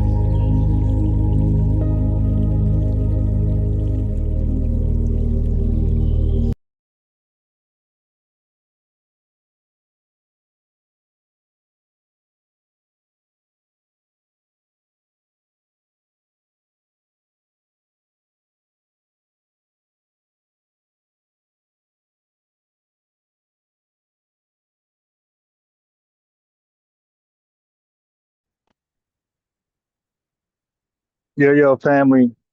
I should be getting a new phone today. I'm gonna take a ride to Best Buy today. Hopefully, I get a new phone today. You dig? 'Cause this phone right here, man. I was live. I was doing my little late walk, and I dropped the phone, and it was snowing or just snow, whatever. So I was forced, like sometimes walking. The majority of my walk was in the street because the sidewalk, snowed up. So once I heard the air thing detached from the phone, I knew it was over. I checked my pockets. I knew my phone had to be in the street. So like that was like the perfect moment to get my phone stepped on. Trust me, because any other day, if it had not snowed, I'd have dropped my phone on the sidewalk and I'd have retrieved it, for no damages, little to no damages. But yeah, man, you got the LIEtino say he's a foundational Black South American. I mean, they said, you know what? FBA is kicking us out. We just gonna make up a terminology to be tied back in. We just gonna throw foundation on it, whatever we are. Foundational tether group, foundations. You did. They're gonna call themselves foundational white supremacy, foundational tether alliance. You did. But here's the new terminology, family. So we're not calling people a tether that's probably FBA, but who's behaving like a tether. So I got the perfect the terminology for those who are behaving like a tether. We're gonna call them, and we don't know if they're a tether or not. We're kind of suspicious on, we're gonna call them. Wait. What's the term Tariq gives the white supremacist? A suspected white supremacist. We're gonna call them suspected tether. So when people call in and they in a chat room talking to you all crazy, don't call them a tether if they're behaving like one. Just call them a suspected tether. They're gonna hate that terminology, that phraseology. Suspected tether. I think that's a beautiful terminology for those posers. You dig?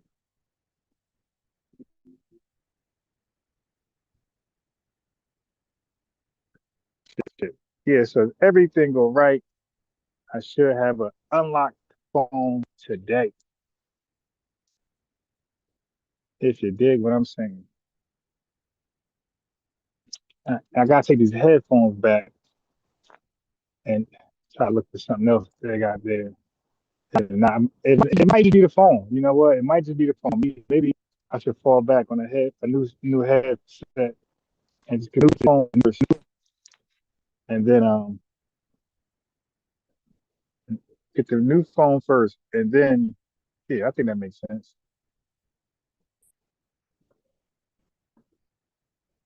Hey, but I'm dead serious though, yo. We got to gatekeep black, and I had just wrote one of Tariq Nasheed's channels where he was talking about when he was letting slide with black. Unbeknownst to him, he's not aware that allowing them to claim black is their back. That is their back door. That is their back door to reparations, to all of our allocations and monies and set aside. The back door is the terminology black. We gotta take that from them completely. So that dude free man that called in Tariq was going over. He really broke down black in the worst way ever. He said, yeah, black is a descriptor. So he said black is a descriptor. The dude named Free that called in Tariq Nasheed's show. He said, yeah, black is a descriptor, meaning that we're all black, all dark skinned people black. So it's like, wait. So if it's a descriptor, there are Arabs black, the dark ones, are Puerto Ricans black, the dark ones, Dominicans, Samoans. Like, come on, like when do we stop? If it's a descriptor, if it could describe somebody, then how the hell is Mariah Carey black or Prince? You did like it stopped. So man, but he was like, it's a descriptor. And you guys just put foundational before it as a qualifier. So you're black that way. But I'm black this way. Man, I heard that bullshit. Man, oh my God. Like, oh, yeah, I definitely called it. I mean, I definitely commented on freaking that shit, like, yo, man, please read this right here, my guy. And like, I just broke down briefly. I didn't even go into the exonym, endonym, you know what I mean, ethnonym thing. I just briefly like touched on a little bit. And I put my email there for them to hit me up. I said, you want a full breakdown, bro? Hit me up, man. Let's square this up quickly. I can show them how to say it, articulate it, express it. I could show them, you know, example of people pushing back and I'm just cooking them. I could show examples how people who, like the Haitian argument, somebody beat that up. If they're going to go there, the Brazilian argument, that tether, the Arabian tether, and beat that up. And Ethiopian and Sudanese arguments, they're going to beat all up. No. Black has not been a descriptor. People have been using their tribal names, their country names, things like that. Outsiders called them dark for whatever reason, and it had a derogatory definition to it. If you take on that terminology, you're a clown. You're a fool. But you got to take on their definition too, which is you're inferior. That's not what we did with black. We didn't take on the definition, and we didn't take on the name when they presented it to us, because they brought us black. Who knows? But they also brought us Negro and colored. So for the most part, we called ourselves colored and Negro. We did not call ourselves black under the definition and context that white folks gave us. We did not. We rejected it, and we went with Negro and colored. Okay. Emancipation Proclamation happens. 100 years later, and we name ourselves. That's called an endonym.